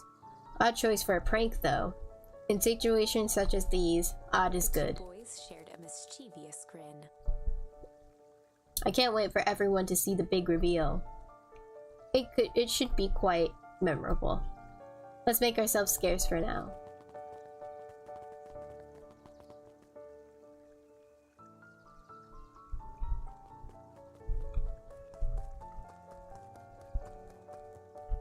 No, I didn't mean to go there. I wanted to see if I could examine the sign, but apparently I cannot. Alright. I know I gotta go to the treehouse, but I also want to, you know, look around. I better hear you to your... Okay. Let's go, let's go. If the game... I'll pick which one. If the game does not roadblock me, I will freaking explore to my heart's content.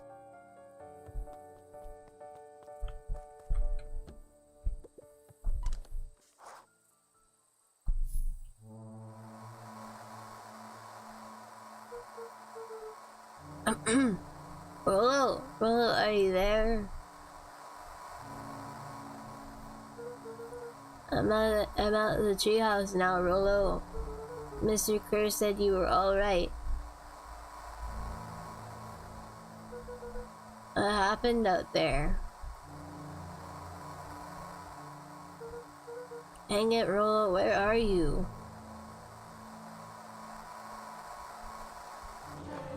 Ah! Who's there? Luca could only see a cloaked shape behind the rocket. I've got weapons in here, so you better come out right now. Strained to hear as a muffled voice began. Weapons? How could you hurt something that's already dead? Fear gripped Luca's throat. Who are you? But you don't recognize me. I guess I don't even recognize myself anymore. Luca stared at the ground for a moment, trying to place the dampened voice. The figure shifted slowly from behind the rocket, revealing itself to Luca. I'm a monster. And now they hunt me like a beast I am. Iggy. Luca reached over empathetically. Iggy's tone jolted to dejected anger. Don't touch me. This is all your fault. Luca slumped to the ground, overwhelmed by guilt. I'm so sorry. I didn't mean to. I lost control. So you couldn't control yourself for a second, and I get to be like this forever? There must be a way to fix this. Oh? You gonna be my savior? Perfect little Luca saves the day. With a positive attitude and the power of friendship. None of this matters. There's no time. They're after me. They chased me all the way through Weepwood. I only came in here to hide. Hide from who? Who's after you? Luca! Rolo! It's not safe, Luca. Rolo, where are you? The treehouse. I'm at the treehouse, Rolo. Where are you? No, Luca, the treehouse isn't safe. They said they were going to the treehouse. I was telling you to stay away from the treehouse. Who said they're going to the treehouse? The clipboards. What did I tell ya? Those perennial harvest wackadoos are after me. They've been chasing me, yelling questions at me. What sort of questions? They were saying the same stuff they always do, but it's different now. Less asking, more threatening. We're gonna figure this out, Iggy. Yeah, well, thanks.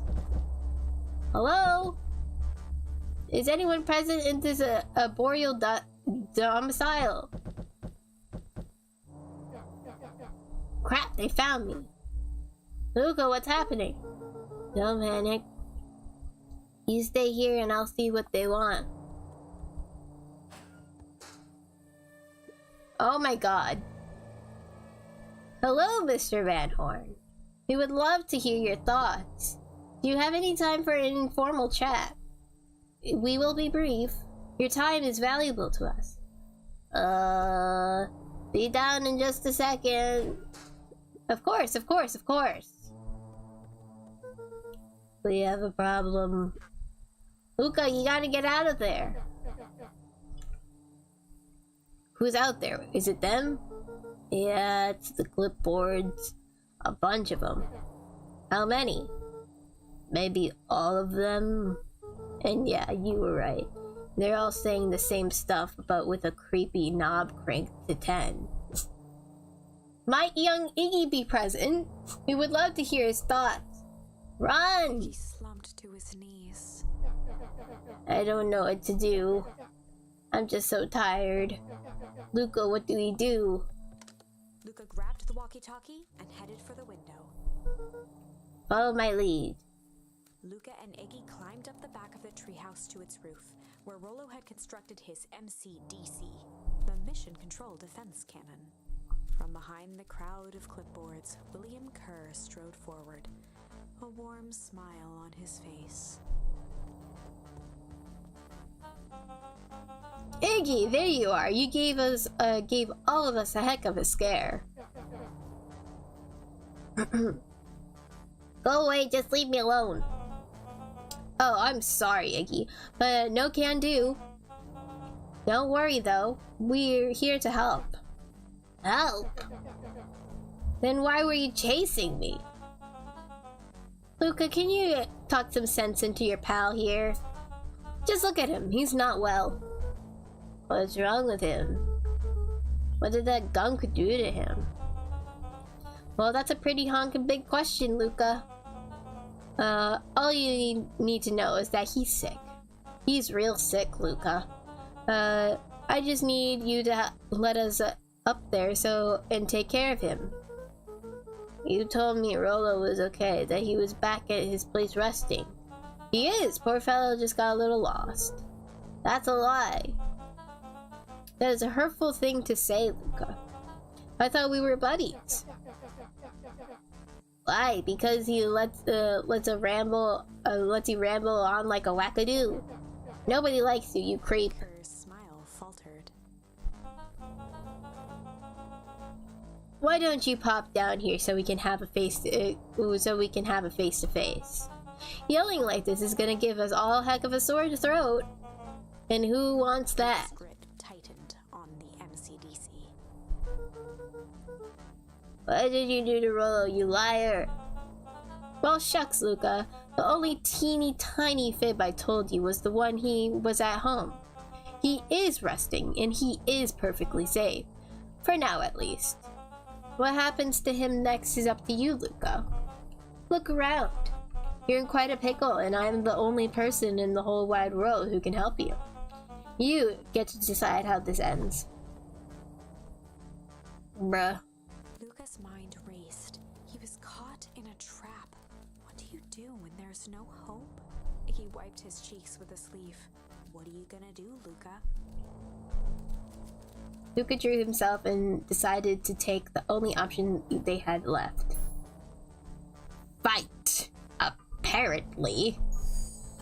Luca drew himself up and decided to take the only option they had left. Fight. He swung the Mission Control Defense Cannon around, aiming it confidently at the smirking face of William Kerr.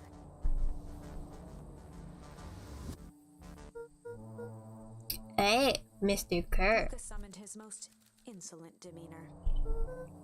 Rollo sends his regards.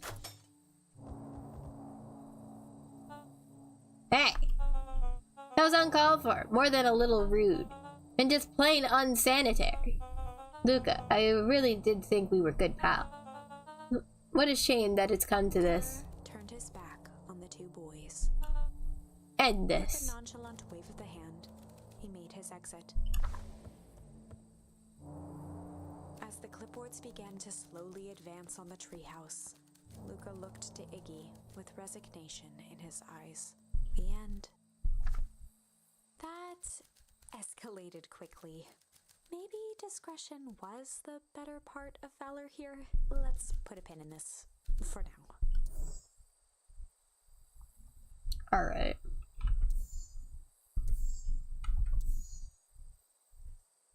I have this one. That's the only one I have that is different.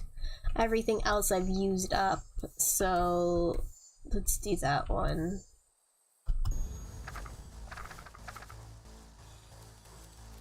The story is about struggle.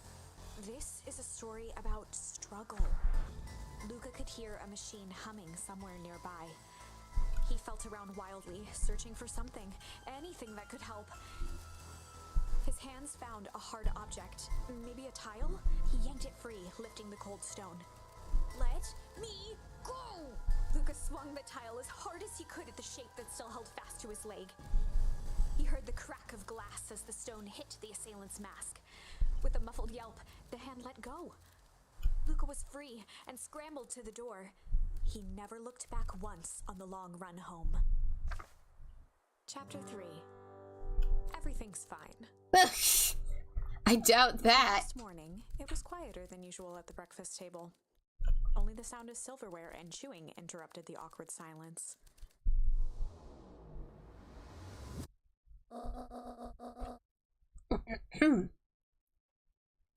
I finished jarring a mess of jam last night.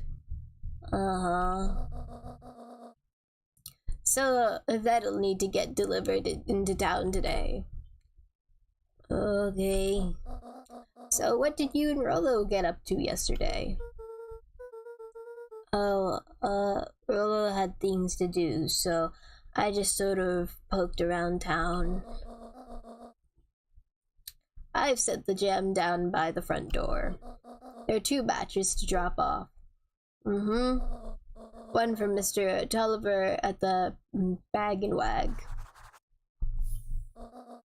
Another for Mrs. Redtell at the diner. And Mr. Nuncreed. He said he wanted some more. I suspected as much. Yes, he seems to have taken a particular interest in my jam. There are some extras in the basket for that enthusiastic gentleman.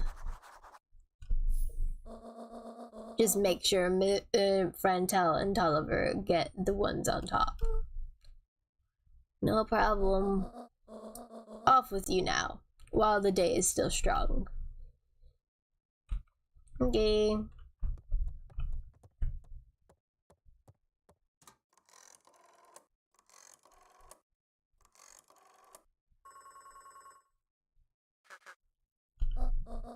Hello, it's Juniper Hartford. Before you hang up, just hear me out. I have a business proposition. The simple matter is that we both have the same problem that needs solving. Very well, we can meet tonight. Okay.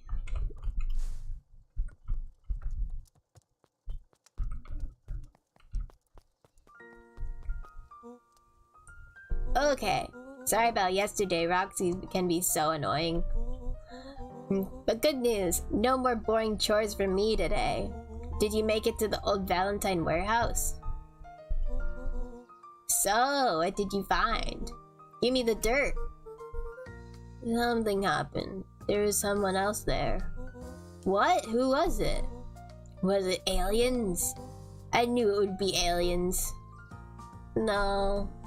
Zombies? No. Alien zombies?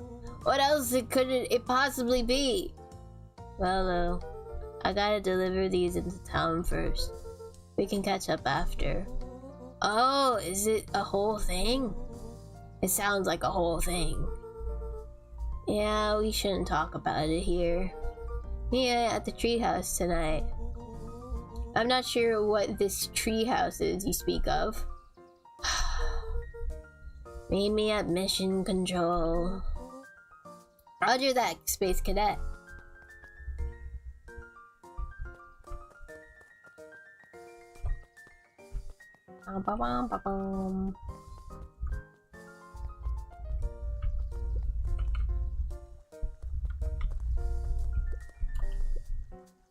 Wait, watch your step. Oh, sorry. There's a whole family of beetles here. They've gone missing. I thought they were just sort of wandered around. Everyone has a home, Luca. Even beetles. Except the soles of his sandals. I think we're okay. It's weird that they're gone. They went missing when the festival preparations began. You think the noise scared them away? Something like that. Just watch where you step, okay?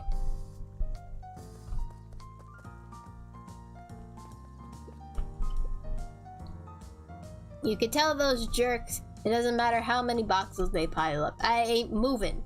Humph.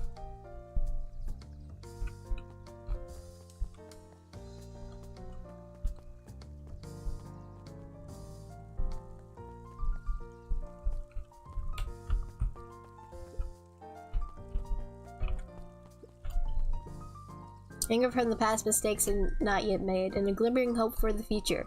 He carried them all in equal parts everywhere he went. Oh heavens, what a burden to bear.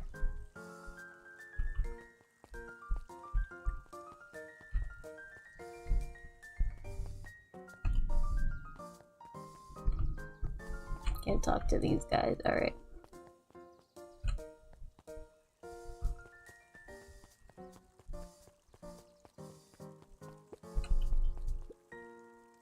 Mr. Wilder, I trust you have time to chat. Eris Valentine, oldest of Sharper Valentine's children, and heir to the Valentine fortune, had a way of making questions seem like demands.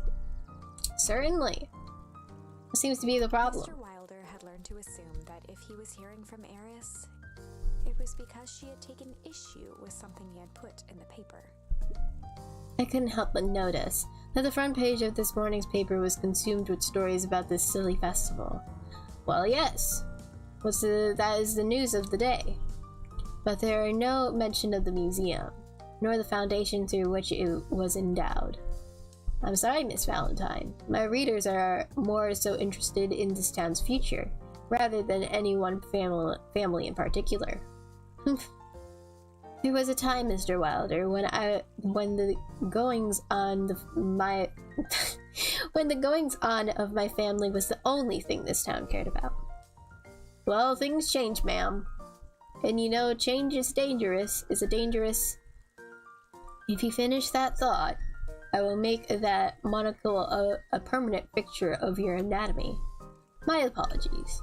Good day, Miss Valentine. Did I give you the impression this conversation was finished? Mr. Wilder averted his gaze and began to polish his monocle. Well, good day, Mr. Wilder.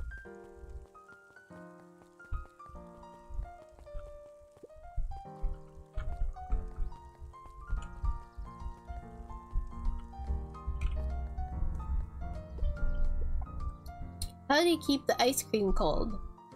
We keep them on ice. Where do you get the ice cream from? I don't know, somewhere cold. How do they keep somewhere cold?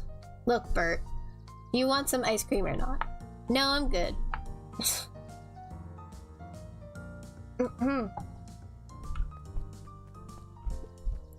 Huddled at his counter, Hiram Tolliver was meticulously shining apples. More accurately, Hiram Tolliver was meticulously shining one apple. Hello. Eep! With a yelp, Mr. Tolliver fumbled the apple, flailing at the air as it fell. Oh, sorry. No bother. He leaned forward and lowered his voice. I see you have something for me. Yeah, Gran and had some jam I'm supposed to give you. He leaned in a bit further. Jam? Yeah, these ones on top.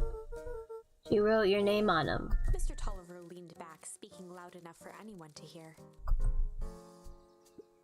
Ah, yes, the jam! Thank you so much for delivering this jam to me. He reached forward and snapped up the jars of jam, giving Luca a little wink.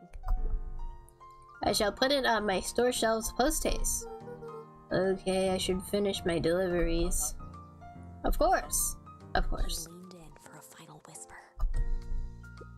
Of course.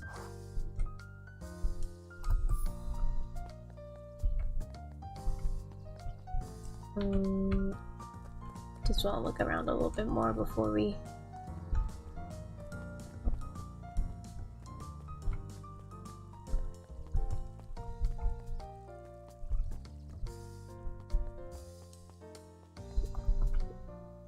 Hey, Dawn. Gone. Hey, Luca, what's up? They got you on jam delivery, eh? Yup. Did you see a new kid around yet? New kid.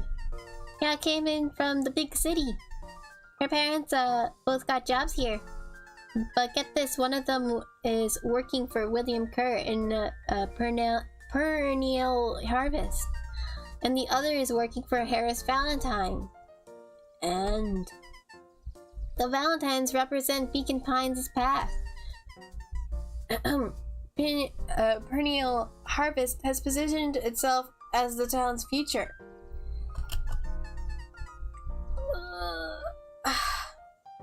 Sorry, I gotta stretch. Let's make for some interesting dinner table conversations. I can imagine.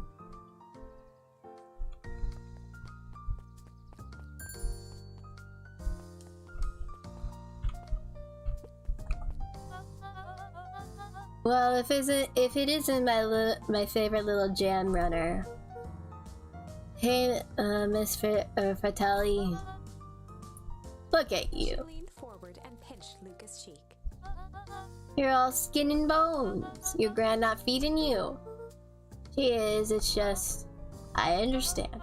You know, I taught your mama how to cook back in the day. You may not even remember, but you and her used to help out in the diner. See that picture over there? That's you helping your mama back in the day. So cute, running around in your little apron, taking orders. The whole situation just breaks my heart. What happened with Eleanor? I got a feeling she's out there somewhere, yearning to be with you again. Few things in this world can keep a mother from her son. Luca shifted the basket uncomfortably. Oh yes, let's see here. Fratelli lifted the cloth and inspected the jam. Ah, they even have my name on them. How thoughtful. Lifted out her jars of jam. You tell your gran hello for me, Luca. Will do.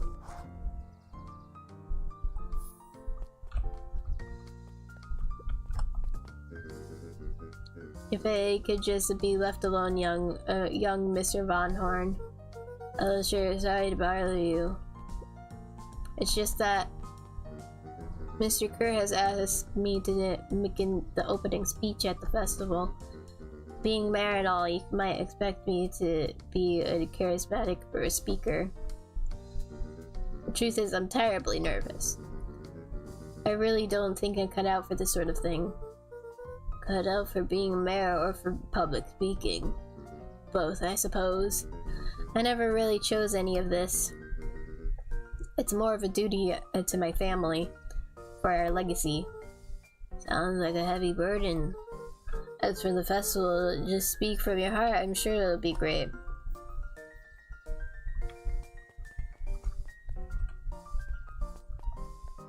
Alright.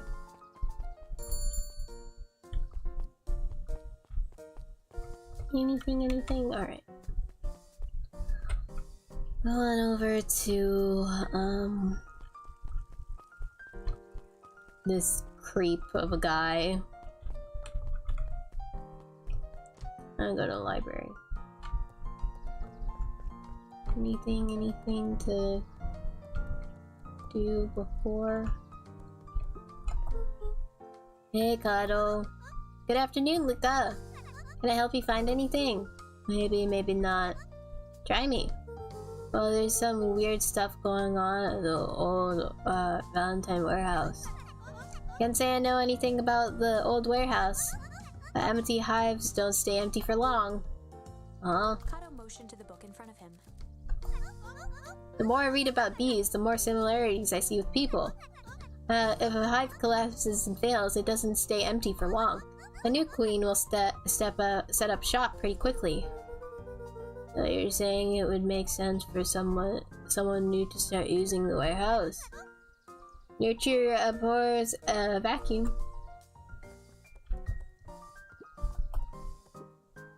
Hey Jace. Oh hey Luca, have you seen this new issue of Hank Atomic? Not yet. No spoilers please. It's awesome. It's a flashback. No spoilers please. We get to see how mild-mannered Henry Adam becomes. Hank Atomic Man of Space Justice. Jace. No spoilers! Oh, sorry. My point is, you're gonna love it. Alright, catch you later. Roger that, Space Cadet.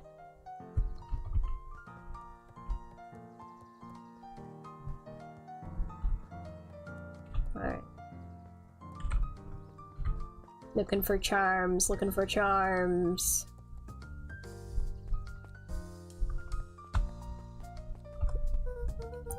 I've got some jam for you, Mr. Nuncreed. Luca, you seem chipper. Well, aside from being on delivery duty, it's a nice day. Mr. Nuncreed eyed Luca for a moment, then nodded in agreement.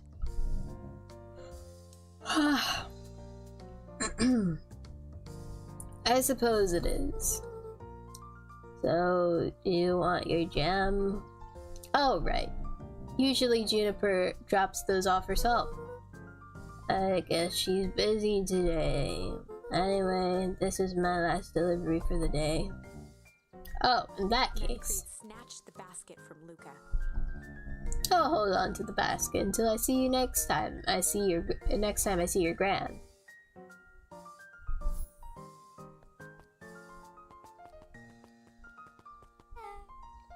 Hey you. Anchovies or pineapple? What?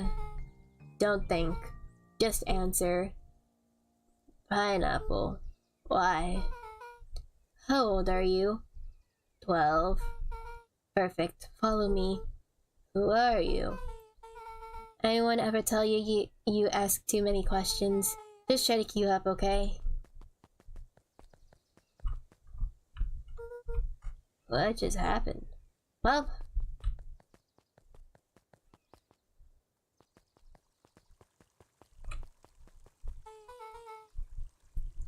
Hey, what a crazy coincidence. This is my new friend I was just telling you about.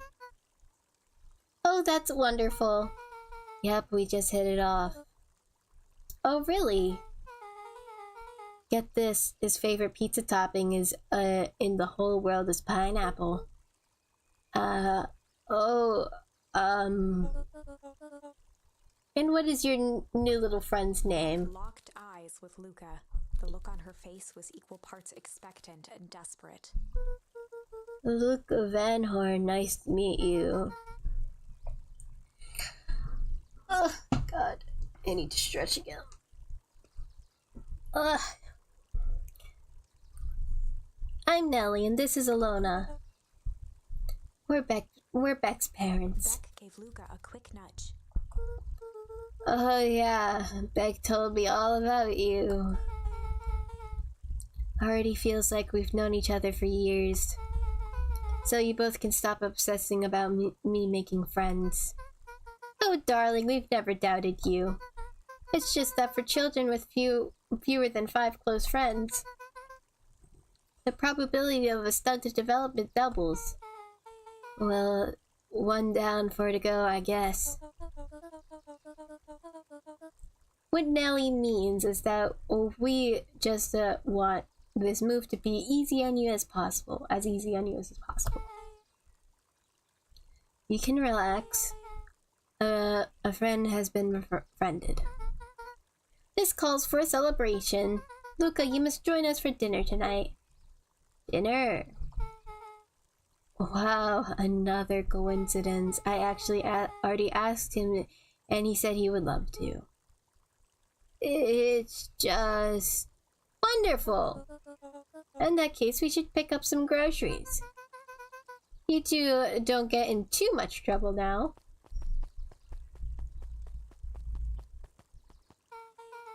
Well, I can't believe that worked. Thanks a ton. You're welcome. I owe you one. My moms are great and all, but they can be a bit much sometimes. Our house is a little cottage next to that big mansion place. Wait, you live on the Valentine's estate, bro, my throat. Yeah, that's the spot. Meet me by their big creepy gate. Don't be late. Or I'm back to square one on this whole friend grift. Great, see you there. Back at the creepy gate. Aren't I supposed to meet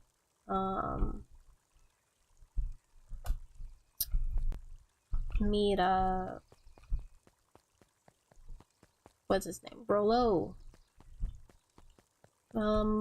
At the tree house. Who is you? Good morning, Jeff. Your Groff. What's good about it? Another day further down the tubes, if you ask me. No, it's not all that bad. The festival is coming up. The festival.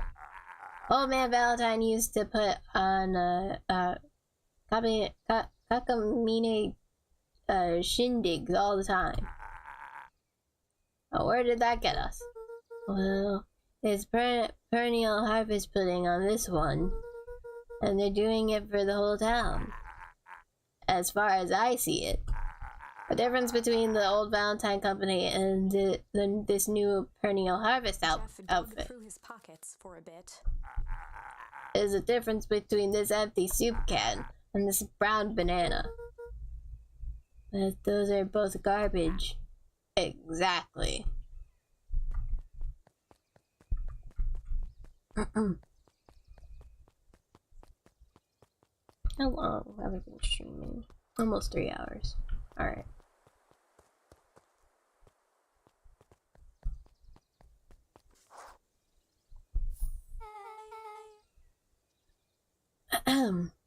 So, who all lives in that house? Eris and Gus Valentine grew up there, and Solomon moved in a few years back. The creepy little kid in the vest. That sounds like the one. So just 3 people live in that huge thing. I bet a bunch of shady stuff happens all the time in a place like that. Not really. The Valentines pretty much keep to themselves. So it's empty and boring? Pretty much. What a waste. My mom says that it used to be way busier back before Sharper died. Before the foul harvest. Okay, that's like the 5th time someone mentioned this foul harvest thing. And you all use that same ominous tone. And eventually you're going to explain to me how that harvest got all fouled up. But we can't keep my parents waiting anymore. This way.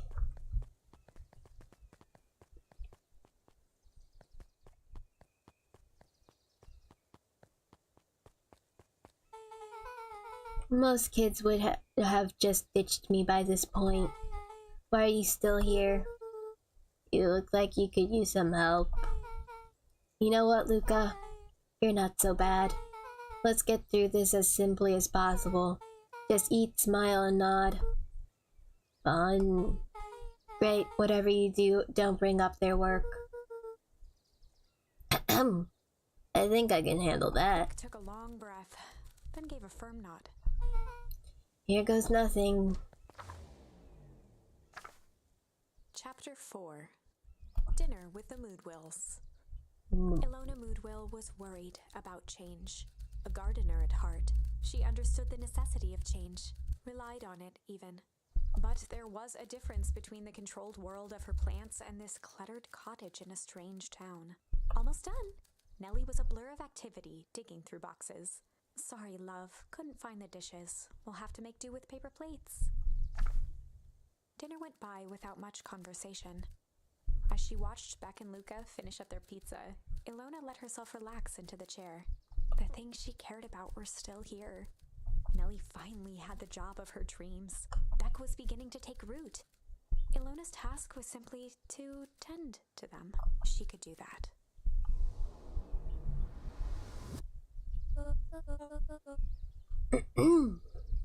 So, Luca, tell us a bit about yourself. Where do you live? Oh, I live with my grandma, over on the other side of the river. Your grandma? Where are your parents at? Beck, Manners. It's alright. My dad passed away.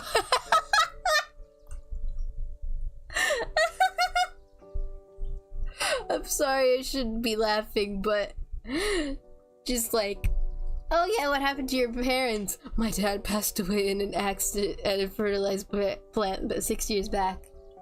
Oh dear. My mom's been missing for a few months now. Like, missing? Luca's eyes were fixed to his plate, pushing a chunk of pineapple around with his finger. Nellie was the one who eventually broke the silence. Luca, how did you like the pizza? Words. Oh, it was good. Very good. Normally, we'd have put more effort into dinner. Luna nervously gestured toward the boxes. We aren't fully settled in, and Becca had mentioned that it's your favorite. Plane, shut up, we're having a moment. Plane. Alright. I'm sorry, are we just skipping the part where he said his mom was missing? Beck! I'm sorry, Luca. This move has us a little tired. Luca wiped his face with his sleeve. No, it's fine. So Beck said that you moved here for work? Beck gave Luca a swift kick under the table. Ow! I mean, what brought you to Beacon Pines? Ahem. Oh. So you were right the first time. We're here for work. Nellie won't tell you this, but she's a brilliant chemist. I don't know about brilliant, but I do love it. She's brilliant. Perennial Harvest just made her the newest lead researcher of deep engineering. She makes it sound more impressive than it is. I'm just happy to get to make a difference in the world. Perennial Harvest is at the forefront of evolving agriculture. Can't read. Into something more useful than sprinkling water and excrement on the ground. Luca glanced over to Beck. She seemed to be holding her breath. What Nellie means, Luca, is that there are different ways to grow plants.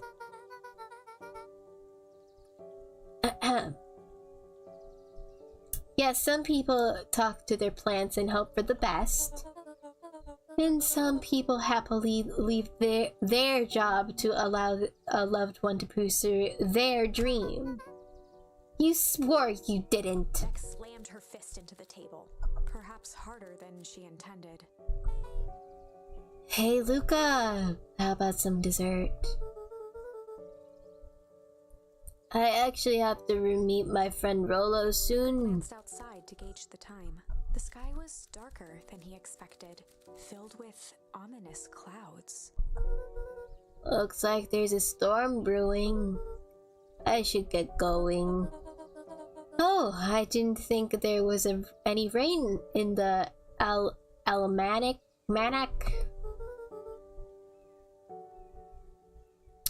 Yeah, almanacs aren't that useful around here. Luca wiped his mouth one last time with his napkin and started to get up. Thank you all for the pizza, it was really good. See you at the festival, Beck.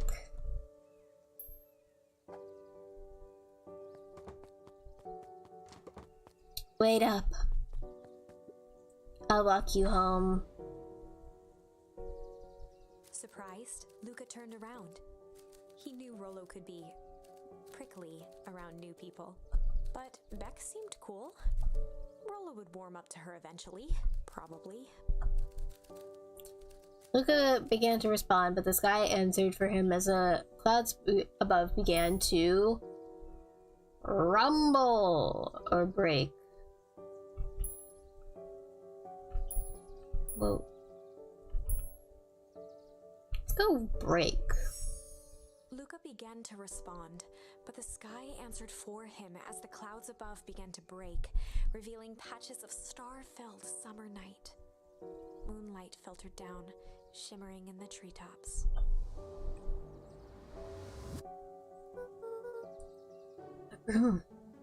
Sure, you let me roll low. You're not going home?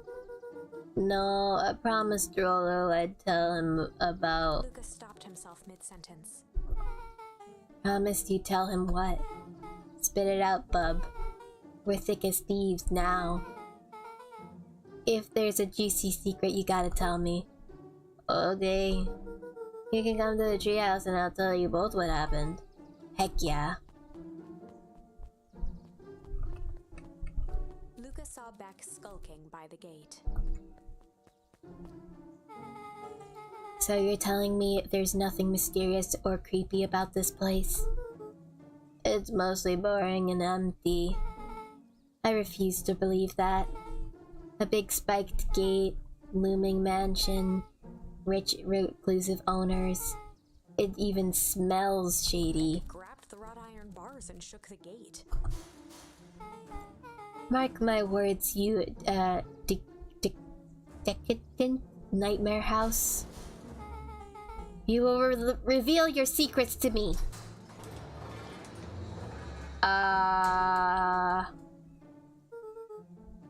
What did you do? First of all, I told you so. Second, hide.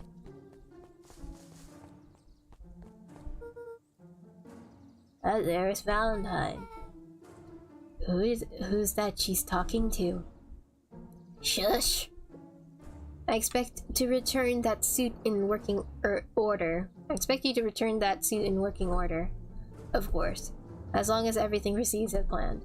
There's nothing to worry about. Only thing I'm worried about is that it was what's rightfully mine.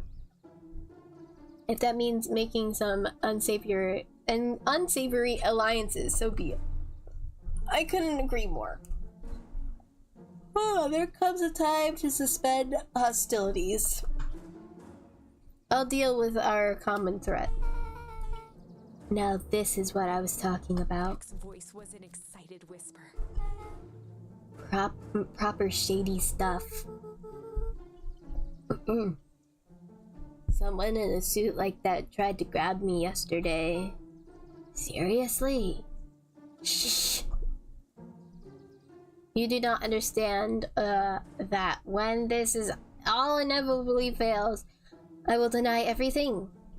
I wouldn't expect any less of you. You just worry about your part in this and let me handle the rest. I can't wait to see the look on Rube Kier's face. Yes, the truth will come to light. I'm still surprised you're so comfortable with the potential collateral damage. If there's one thing I've learned, it's that change is painful. Wow, I was expecting shady, but that's just flat out supervillain talk. If you don't mind me asking, why? Why are you doing all of this? The mysterious figure retracted their mask, hair pushing out from all corners. Family. A chill ran down Luca's spine. His vision blurred. Beck stifled a sharp wince, and Luca looked down to see himself wrenching her hand. An answer I can certainly respect. Damn, Tousled her hair back under the face mask. You got way too much hair, lady. Way too much hair. Just remember, keep everything nice and normal until the festival. I don't need lessons in arousing suspicion. Gave Eris a curt nod and disappeared into the night. Oh, what the frick?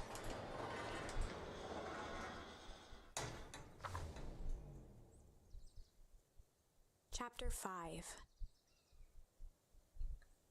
Can I save?